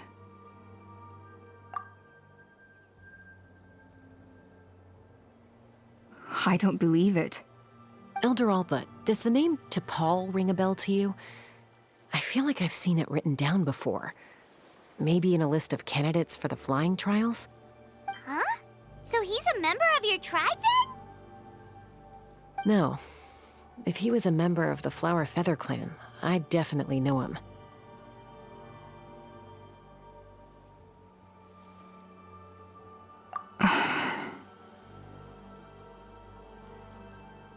Now that you mention it, I do remember a young man from outside our tribe who came to participate in our flying trials once. You were away on a mission at the time, which is probably why you don't remember him. He was a craftsman from the Children of Echoes, but he'd always dreamed of soaring the skies, so he wanted to join our flying squad. The Children of Echoes? That's rare. But despite his best efforts, he unfortunately failed to pass the trial and gain the Kukasaur's approval. In the end, he went wingless and returned dejected to the Children of Echoes. Wingless, huh? Maybe he invented the phlogiston wings to get revenge on the cuckoosaurs. Perhaps. Or maybe it's simply his way of dealing with his regrets over his past flying endeavors. Either way, it doesn't excuse his abuse of the cuckoosaurs. I'm gonna take these guys back and expose the truth to the tribe. It's time for this conflict to end. Easy, Chaska. Remember what I said about keeping a low profile? The ringleader still hasn't shown himself, and this man's allegation about powering the phlogiston wings with cuckoosaurs is only speculation. Bringing these men to the tribe now won't win over any current supporters of the phlogiston wings. In fact, it may even escalate the conflict further. After all, many are mistrustful of the cuckoosaurs after recent events. Is that why T'Pol waited until now to try to capture my sister? I don't know. I mean, he did tell us to spread negative rumors about the cuckoosaurs and slip some Mora to anyone opposed to them, but... But Koya only attacked humans because they stole her child! Nevertheless, we will be hard-pressed to change people's minds while emotions are running high. Unless we have irrefutable evidence.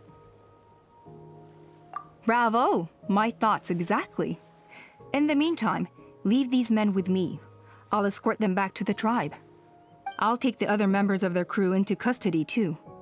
They won't get another chance to stir up trouble. Fair enough. I guess finding T'Pol is gonna be the key to resolving this conflict. Let's hope the Children of Echoes have some info on him.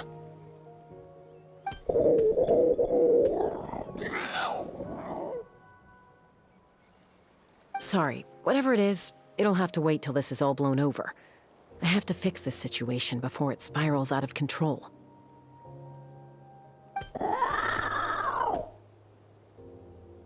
Mom, sis, rest up and get well soon. I gotta fly.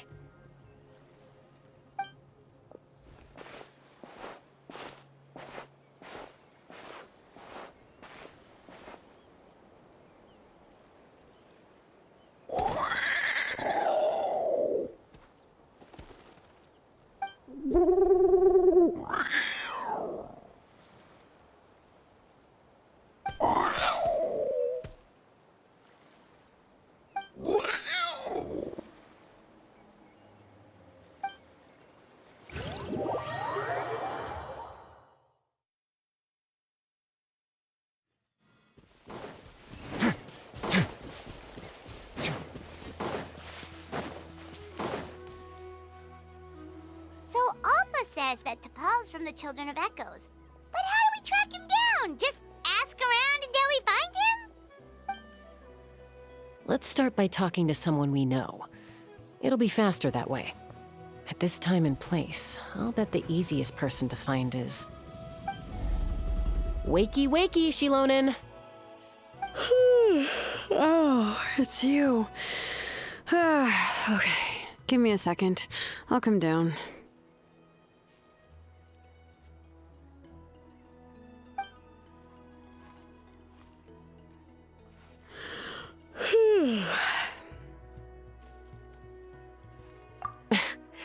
I climb trees to fly further and see farther.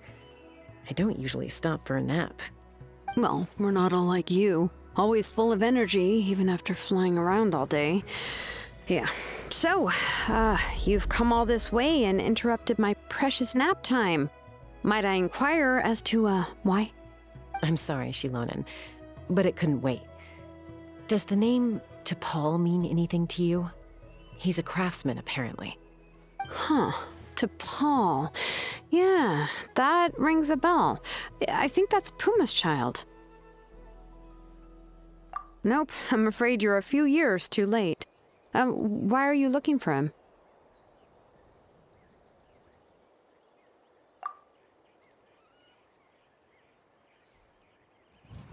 Huh, phlogiston wings. Wow, okay. The kid actually pulled it off. Well, looks like, no more rest for me today. Pulled it off? You mean he's tried making something like this before? Yeah, he started trying to build a flying machine right after he got back from the Flower Feather clan. So right after he went wingless, then. Was this flying machine anything like the gun you made me? You mean your gun that's harder to tame than the proudest Kukasaur? No, he wanted to build something that allows anyone to fly freely, even if they're not naturally gifted. But he never got very far back then, though. Blew up his workshop a few times and barely made it out alive. I never really kept up with him after that. His parents traveled a lot in their youth and only returned to the tribe after he was born. But they settled in a remote area and don't interact with other people much. Which means most people in the tribe don't know them very well. Your best bet is to chat to his direct family. I'll go get Puma. Wait for me in front of the workshop. I won't be long.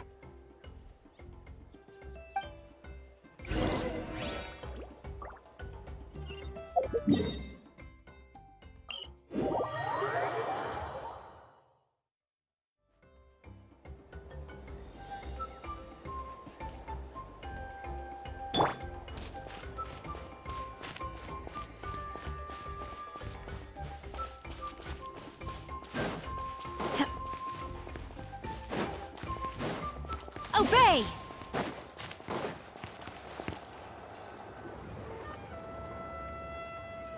I'm back. Allow me to introduce T'Pol's mother, Puma.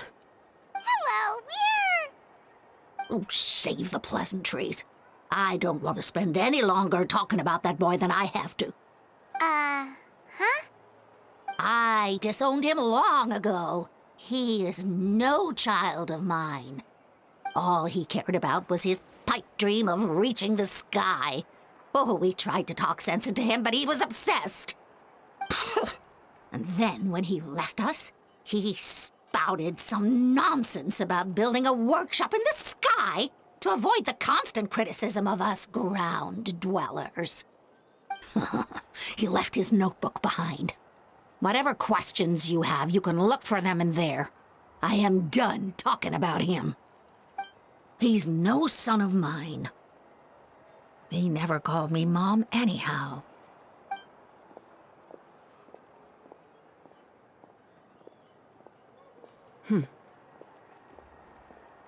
Wow, they've really fallen out. Paimon sure wasn't expecting that. Her husband, T'Pol's father, he passed away recently, and T'Pol didn't even bother to show his face at the funeral. If you ask me, that was probably the final straw for Puma. I'll go keep her company. If there's anything else you need, just come and find me. Thank you. Okay, so this notebook is the only lead we've got now, right? What's in there?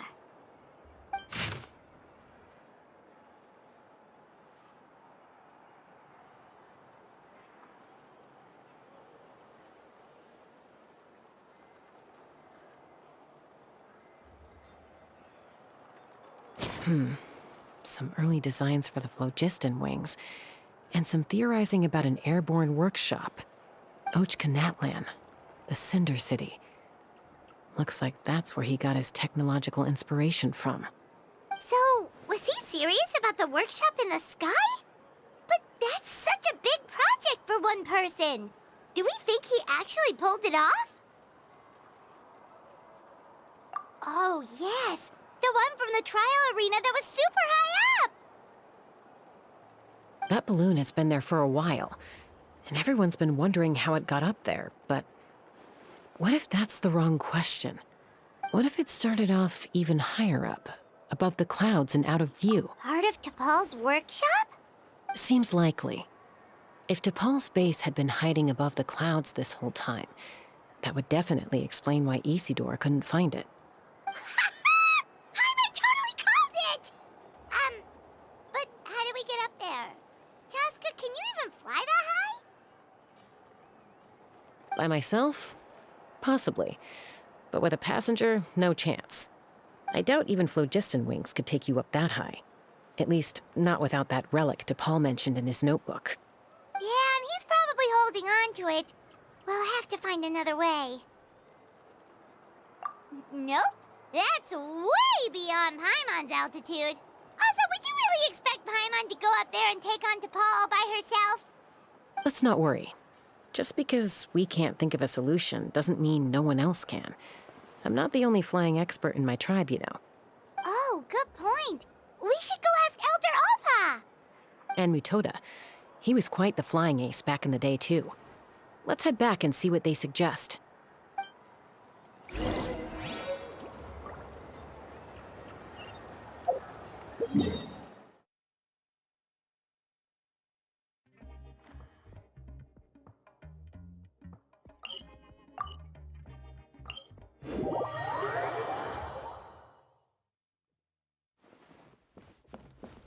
Manifest!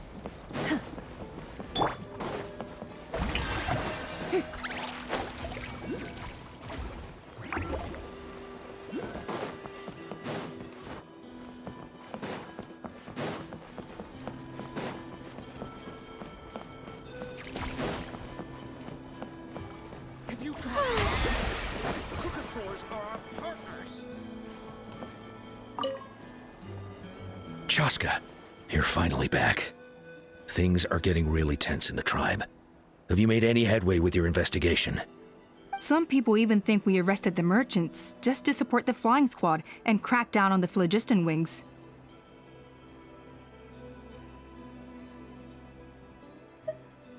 We found some promising leads, but there's a major obstacle standing between us and the irrefutable evidence we need. A relic from the Cinder City? So Och Khan's still managing to sow discord, even after all these years.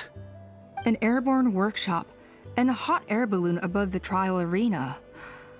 And that's where you're trying to get to now?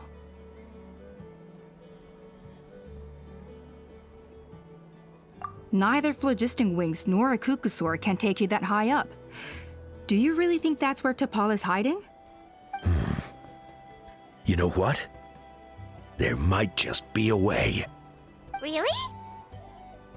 Do you still remember those spouts in the arena? When they were all blocked, the gaseous phlogiston was trapped and unable to flow. But now, it's flowing freely. If we were to block them up again... You mean all of them except the one at the very top of the arena? To build up the pressure there? Precisely. With all the gaseous phlogiston flowing through one spout, it would create a high-pressure wind current. And then we just ride it up into the sky! Yes, it has its risks, but with Chaska's abilities, I think she could manage it. It's an extremely risky approach, but I agree that it's feasible. If you want to give it a try, check with Inkanak at the trial grounds. She can explain how to block the spouts. Chaska, if anyone has a hope of seizing this evidence from the high heavens, it is you.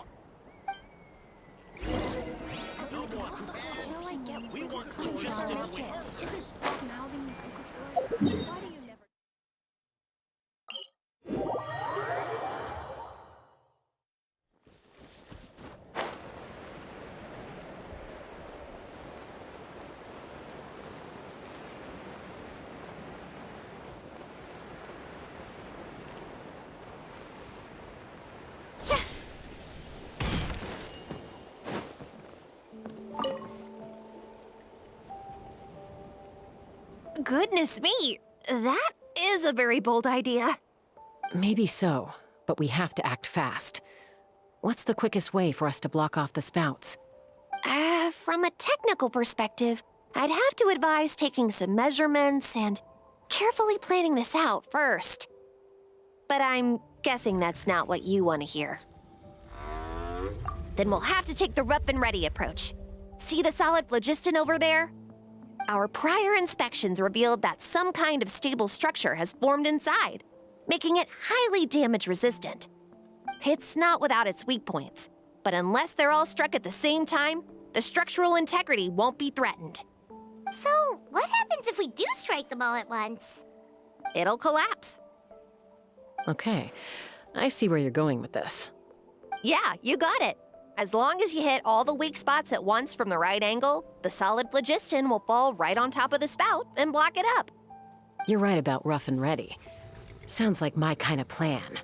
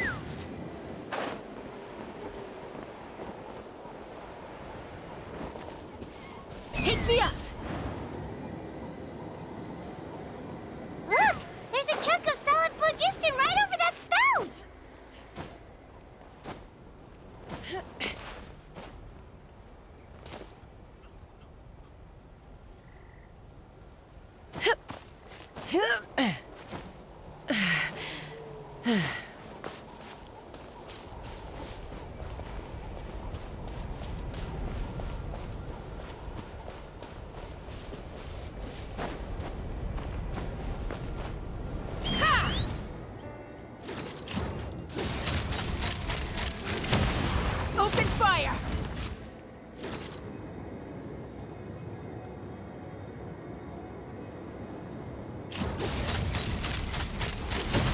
Open fire!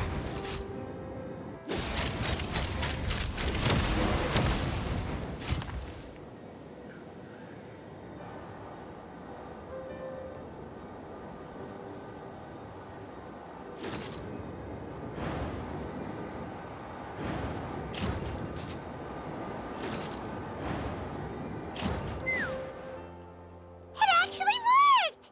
But wait, how are Paimon and the Traveler supposed to get up there? Koya can give you a lift. She's actually been following us this whole time. Wow, Paimon didn't notice at all. Well, probably because she didn't want to get too close to humans. Or maybe just me. But right now, we need her power. Whoa, you didn't even have to summon her.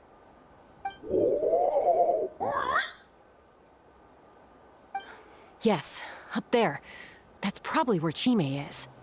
All right, let's go have a little talk with this T'Pol. Take me up!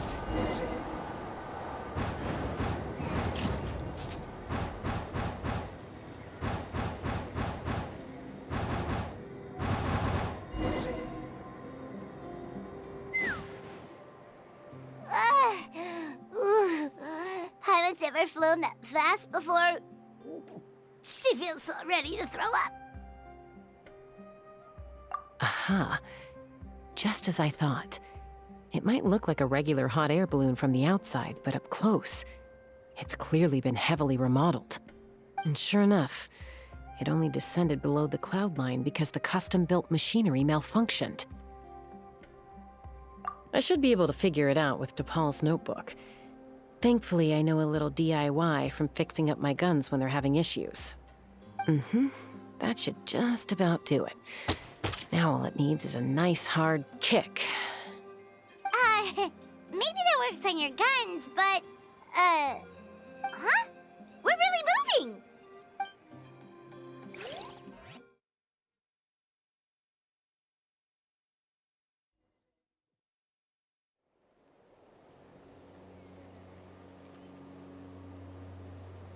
Here it is! The workshop in the sky! Oh, you gotta see it to believe it. Makes you wonder why T'Pol even bothers with phlogiston wings when he has tech like this. Well, according to the notebook, the platform beneath us runs on components from the Cinder City. Those can't be mass-produced. Also, I have some doubts about its mobility after seeing how it moved just now. For someone like T'Pol who dreams of flying freely, this definitely doesn't cut it. But if he's got that relic, he should be able to make a set of prototype wings for himself, right? Why bother making a whole flying workshop so he can mass-produce them? But this doesn't add up. If he's already achieved the power of flight, then he must have bigger dreams we don't know about. With any luck, we'll find the answers in his workshop.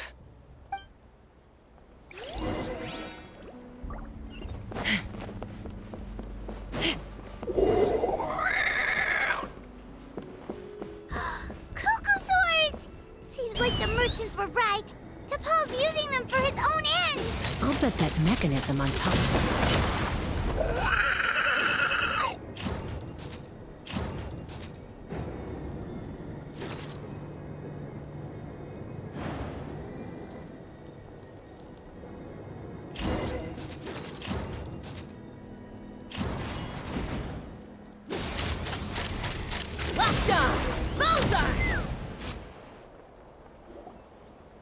Why won't it fly away like the others?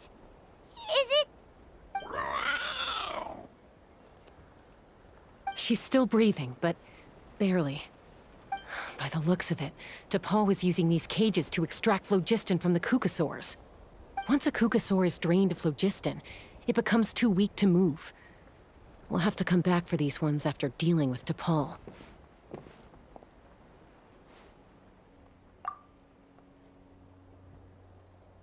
Let me see. Looks like a record of his phlogiston research. Log number 330. With the support of... I was finally able to launch the airborne workshop. Even though it relies on the relic for 80% of its power supply, I've at least taken the first step. Log number 348. Research on the relic is progressing well.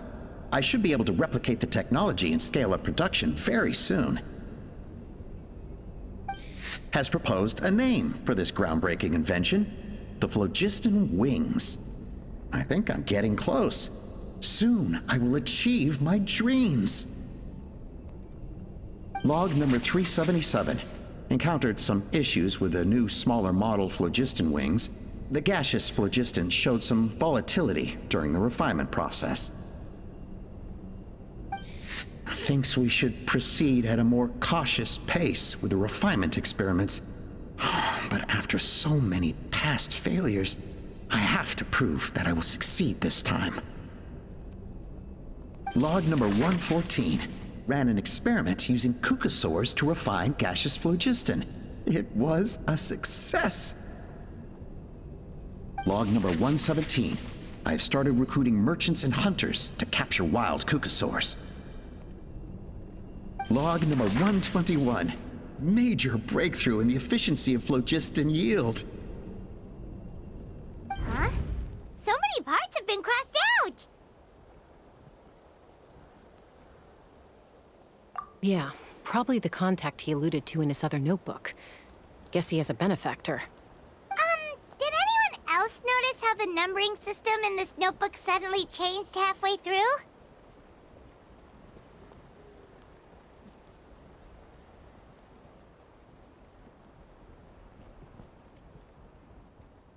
We haven't got time for textual analysis, I'm afraid. Grab the notebook and let's press on.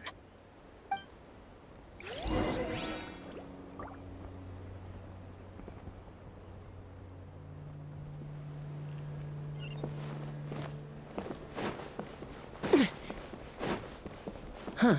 Never seen one of these before. Looks like this was built with the Cinder City components, too. You're not thinking of giving it a nice hard kick, are you?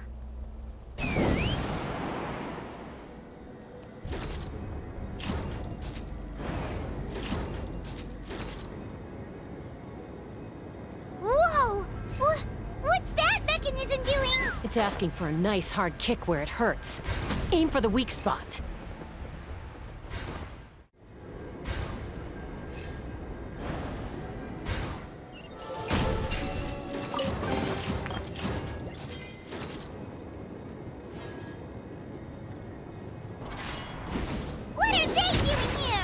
Paul's henchman. He must have brought them here using the relic and his prototype wings. Watch out! The wind knows me.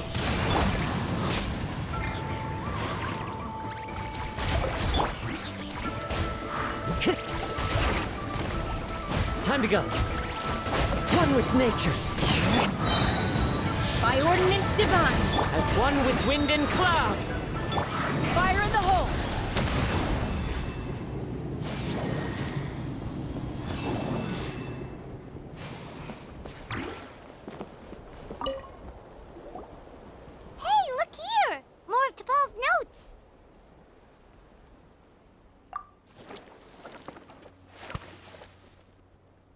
Log number 403. Introduced me to some new comrades who fully support my ideas. I told them that some Saurians are blessed with wings, and some people with natural gifts, while the less fortunate among us can only look on longingly as they seize the skies. But I also told them that progress can erase individual differences. Think of the tools humanity has made to fight back against wild beasts, the law we have put in place to even the playing field between the strong and the weak. I promised them that our research will be the new frontier of human progress. With our phlogiston wings, the power of flight will no longer be for a select few to enjoy. Imagine a world where the skies are for all to share. I only hope that when we finally achieve this goal, we'll be proud of me. Imagine a world where the skies are for all to share. Yes, what a wonderful world that would be. If only it were possible. We could respond faster, and so many tragedies could be prevented. But to Paul, what about the saurians you're draining dry of phlogiston? You're not sharing the sky, you're stealing it! Bad move. I won't let you get away with it.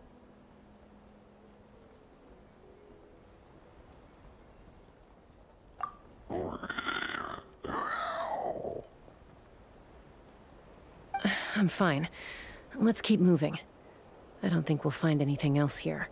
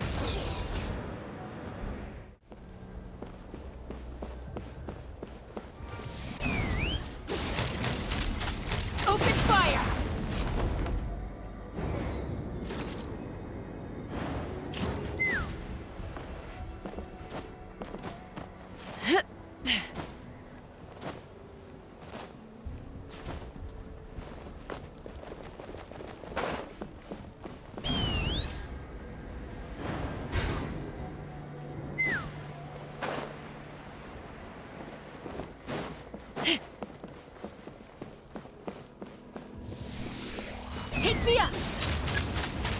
Open fire!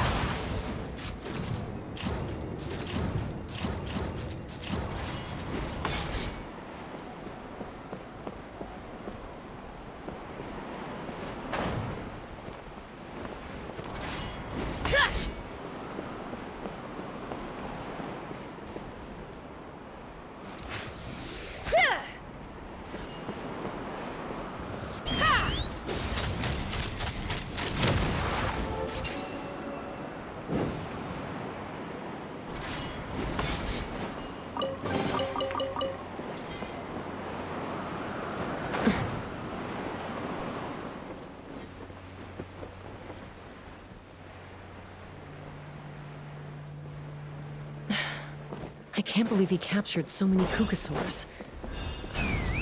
But right now, we have to focus on solving this problem at this...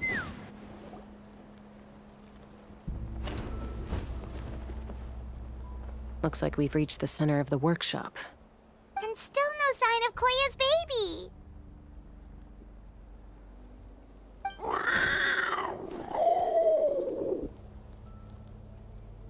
Let's search this area for now. If we still can't find Chime, we'll double back.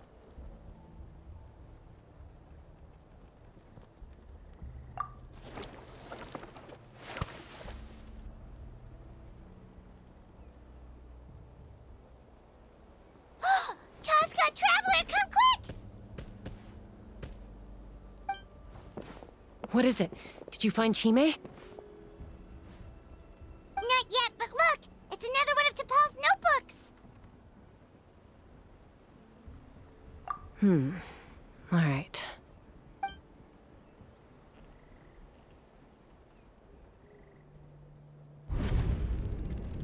Log number 428. We decided to restart the experiments on phlogiston refinement, but without telling. This is the final obstacle to the success of the Phlogiston Wings project. We cannot fall at the last hurdle. Log number 436.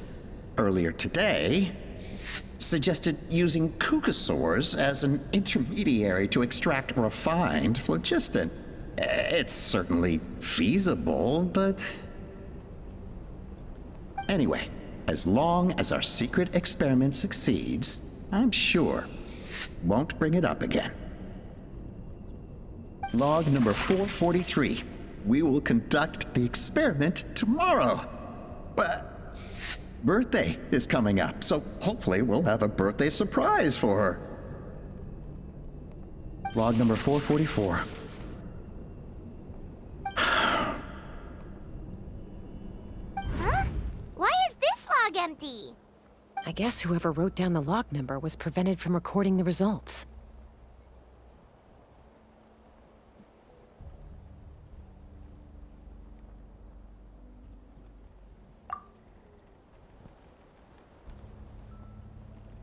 Log number 0. We lost many comrades in the accident. Among them are friends, lovers, and children. But we cannot stop now. We will keep their legacy alive and carry their dreams forward. As of today, we are scrapping the artificial refinement method. Instead, we will focus all our efforts on phlogiston extraction from live kukasaurs. They are arrogant beasts whose existence in the wild serves no one but themselves. Their true worth lies in their sacrifice for the sake of human progress. To facilitate our operations, we will gradually move the airborne workshop closer to the Flower Feather clan, even as we continue to expand it. All this we do to create a world where the skies are for all of humanity to share. All this we do to make T'Pol's dream a reality. Given the way this is written, not to mention the fact that the numbering has started over from 0, it kinda sounds like this is someone new. Does that mean that T'Pol's already...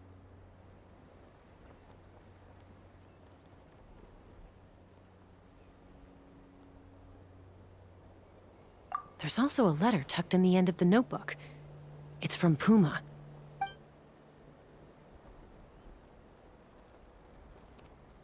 T'Pol, I don't know where you are right now, so I don't know how to reach you. My best bet is to send this letter to the Flower Feather clan. Your father is gravely ill. Oh, I know we've had our differences in the past, but he is still your father. Won't you come and visit him? Please. I know you never liked him and cared even less for me. All you ever yearned for is the sky. And your birth mother. But we'll still be waiting here for you if you do come back. This may be the last chance you'll get to see your father. So Puma's not T'Pol's real mom? Huh. Well, she did say he never called her mom, but I'm gonna assume she was just venting. We know that T'Pol's father passed away quite recently, and this letter looks recent. By contrast, the writing in this notebook is old and faded. It looks like the real reason T'Pol didn't attend his father's funeral is because he'd long since passed away himself. If we ask ourselves why this letter was sent to the Flower Feather clan, why T'Pol always yearned for the sky, and how he got his hands on a relic from the Cinder City, it all points to one answer. That's right. T'Pol was my child. He was born during my days as a wingless wanderer. His birth gave me new hope. I wanted to become the kind of mother who spent her days as a valiant rider, soaring the skies. Not an aimless, wingless nobody. But his father wanted to settle down, to give his child a safe, sheltered life in his tribe. We fought about it constantly, until the love we once had for each other was gone. He started a new family, with another traveler who was also looking to return home. And I went back to the Flower Feather clan, alone. Alba? I had no idea that despite being raised among the children of echoes, my child still harbored dreams of the skies. Can you imagine, Chaska? The joy and surprise I felt when he showed up at my door, asking to join the flying trials. Or how proud I was when he said he wanted to prove his own worth, rather than relying on my position as elder. And then the anguish that overcame me when he was rejected by the Kukusaurs and became wingless, just as I had after my injury. You've got a lot of nerve showing your face here. Don't take this the wrong way, Chaska. I'm not here for a fight. I just want to talk. Isn't that your preferred way to resolve things? I trust you've learned of T'Pol's wish on your way here. A world where the skies are for all of humanity to share. If only his dream can be realized, no one will ever have to lose their wings again. Our aerial prowess will be greater than ever before. War will never again come at such a great cost. The loss of Koichi is a tragedy that need never be repeated. So tell me, Chaska, do you really wish to see the phlogiston wings forever grounded and gathering dust? Nothing you've said excuses all the conflict you've caused. You mean the argument back at the tribe? It was a necessary measure. Sometimes this is the only way to accelerate the pace of progress.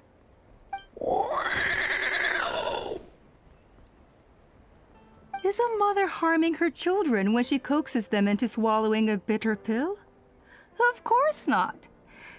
It is a brief moment of suffering for the greater good, and the child would come to understand this in due course.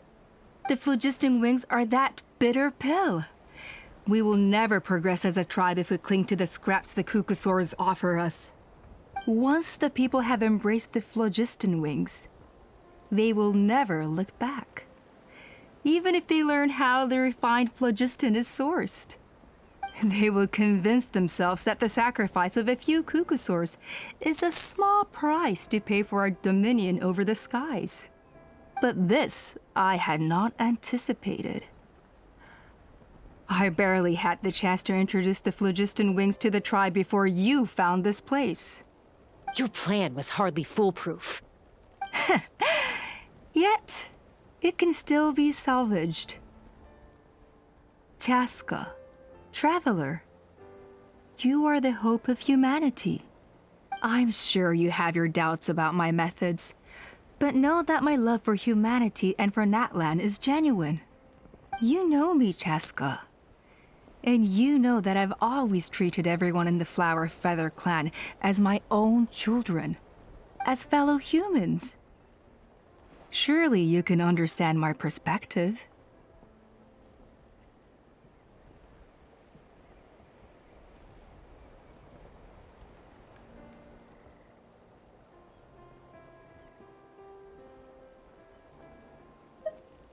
Alpa, Natlan doesn't belong to humans alone. And truthfully, neither do I.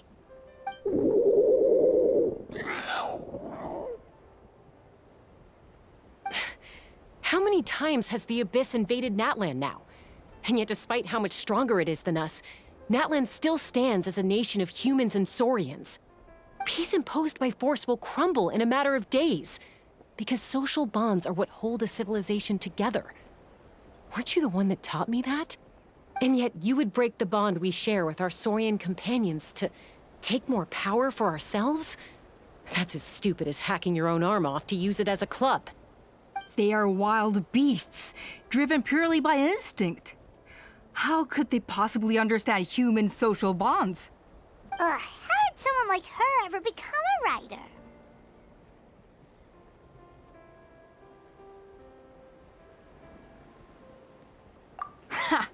You overestimate them.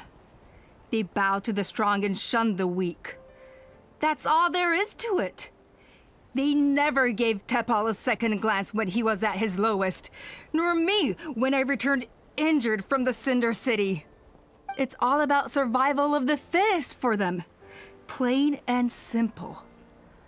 They obeyed me once I proved myself stronger than them, but the moment it serves them better, they'll abandon me in a heartbeat. You're wrong, Alpa. They only reject the wingless because they don't want to fly anyone to their death. Chaska, I will promise you this.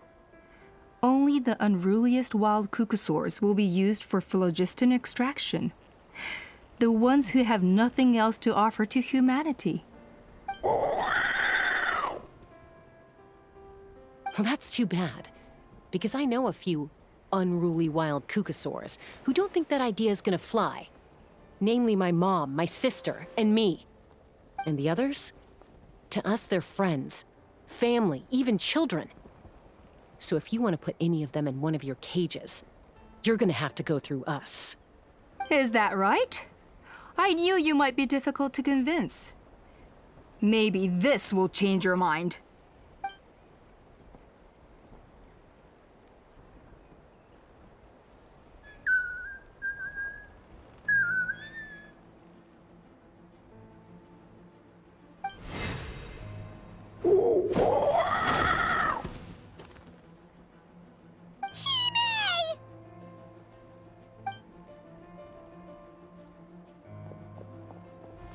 Alpa! Careful! Don't make any rash decisions. Unless you want to see her suffer.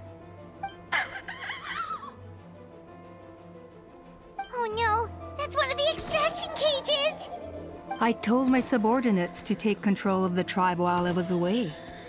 Luckily for them, our strongest warrior and our most powerful ally aren't there to stop it.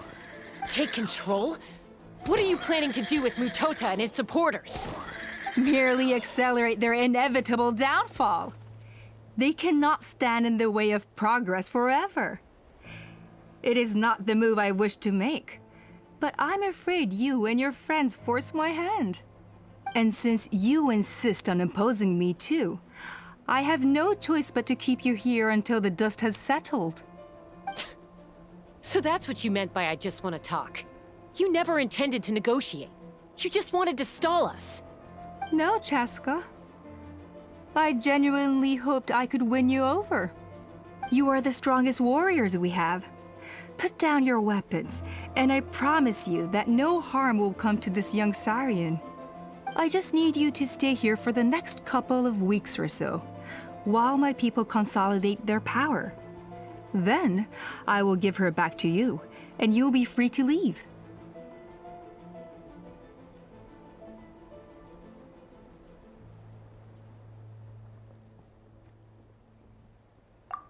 As long as the majority supports our vision, even the Pyro Archon cannot meddle in our internal affairs. Your vision is deranged, and the Flower Feather Clan will never support it. You sure about that? Then wait here and see. Time will tell. What do we do? Even if the whole tribe fights back, Mutota's in grave danger! Stop delaying the inevitable! Drop your weapons and get into the cages, now! She's still holding Chime hostage. Is there really no other way?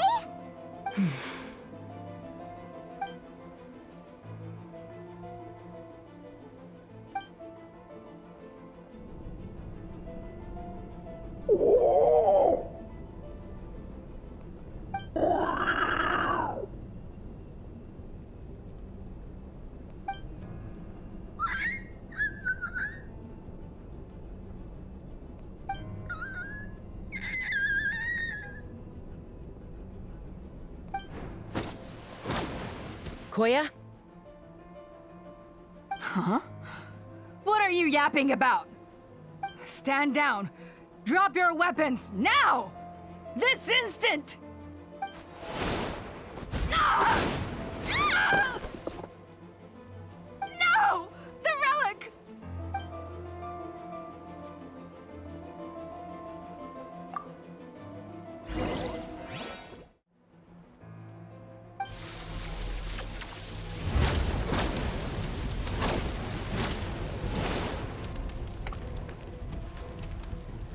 No! What is she doing? She'll bring us all down with her! But why? Maybe it got damaged in the fight. If we don't think of something fast, this whole workshop is gonna fall apart. No. They're directly beneath us. My beloved tribe!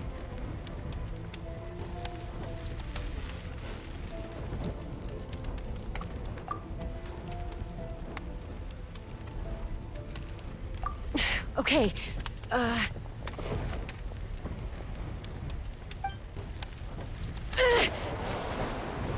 it's too powerful. This ain't a toy like last time. I don't think I can just throw it aside.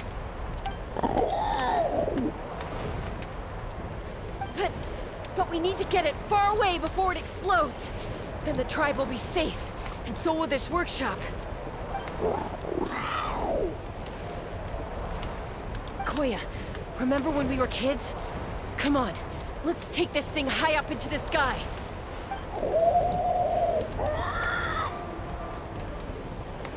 Don't worry, I know I can get rid of it before it explodes. We're talking some surface wounds at most. All I need is for you to catch me at the end, just like old times.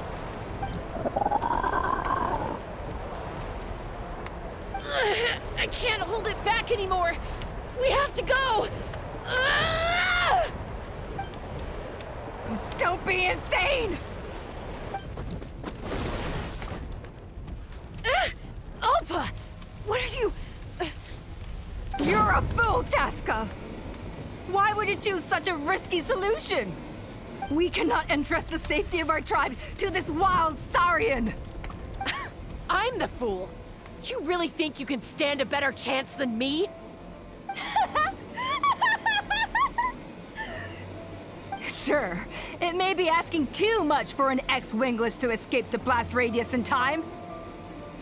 But I can fly it a safe distance away, even if it's the last thing I do.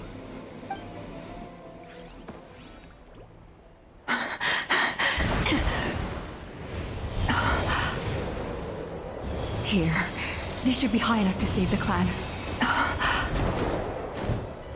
What? You don't get to die a hero today.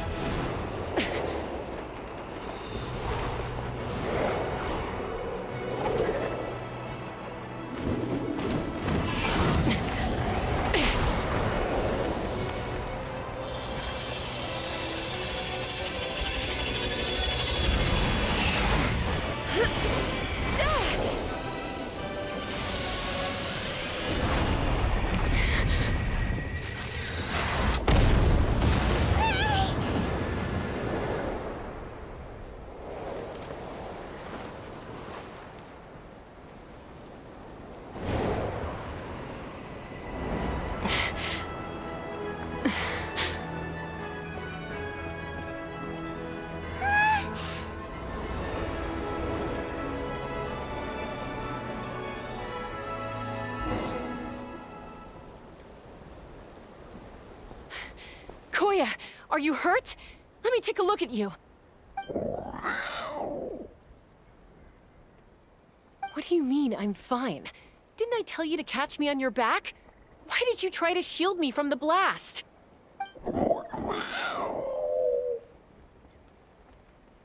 Accident? Yeah, right. Seriously, you're as stubborn as ever. Chaska! Koya! How are things looking here?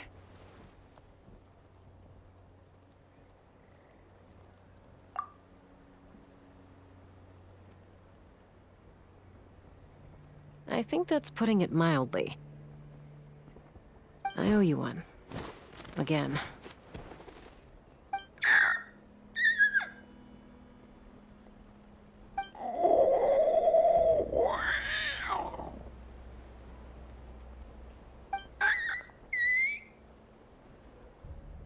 Oh, but be honest. Do you still think Kukasaurs can't form bonds? Mom, I'll figure out the refinement problem. I'll find a way. You don't need to worry about it. I just need some more time. That's all I ask. Please just trust me. Just this once.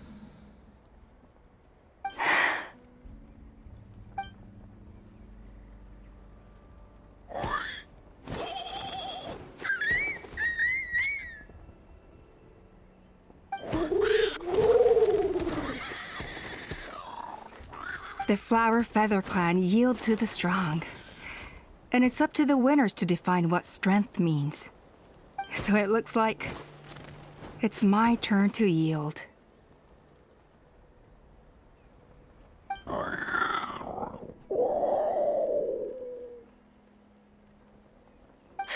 Koya! Koya!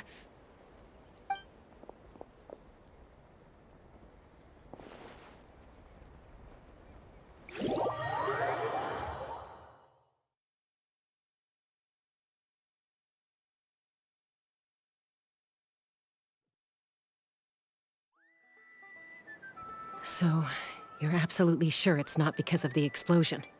Yes, for the 10,000th time, I'm sure. The blast barely touched her. The reason she fainted was old injuries playing up, compounded by overexertion in recent days. The moment she finally relaxed, all the built-up stress finally caught up with her. And no wonder. Honestly, she's just like you. Anyway, now you know how we feel when you go off risking life and limb. Your mother and I would both appreciate it if you lived less dangerously. You know she wrote to me from the Masters of the Night Wind, just to scold me for not doing enough to keep an eye on you. If she wasn't so busy with work, you can bet she'd come back here and chew us both out in person. I'll find an opportunity to apologize to her. I promise. You'd better. No more avoiding us, okay? And don't get me started on all the checkups you've missed. Got it.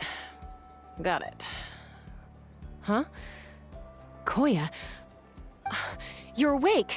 I'll go let everyone know. Hey, but we're not done talking. What are we gonna do with her, Even after everything that's happened, she still hasn't figured out how to start the conversation with you. She keeps saying, I don't think Koya has forgiven me yet. But if you ask me, she's the one who's scared to open up and have an honest conversation.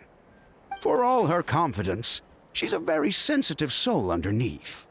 You'd think as a peacemaker, she of all people would know how to reconcile with her family after a falling out.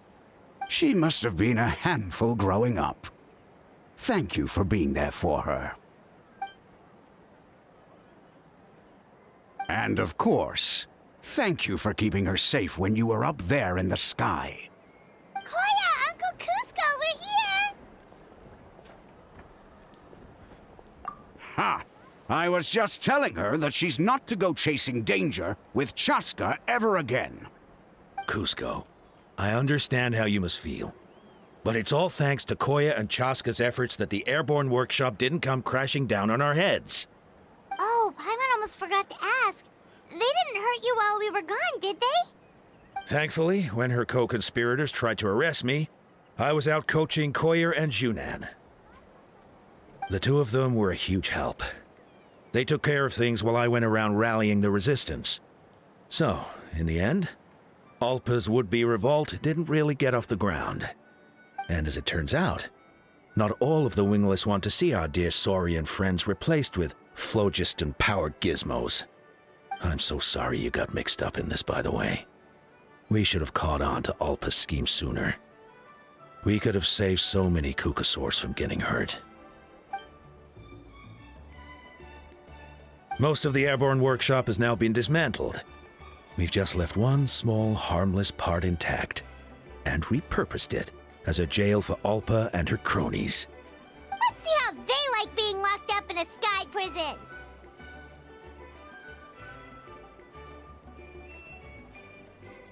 So, it looks like there's just one last conflict left to resolve. Peacemaker, you're up. I said I had to wait until things had blown over, didn't I? And now they have. But I still have no idea what to say. Koya, I just want to say, I'm sorry for how things went down back then.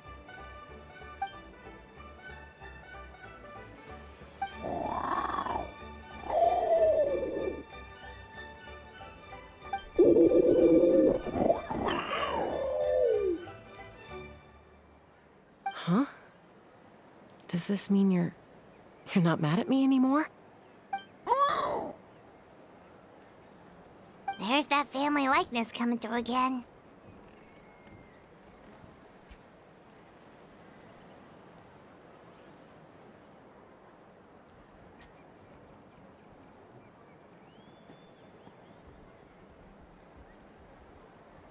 But that day, when we ran into each other...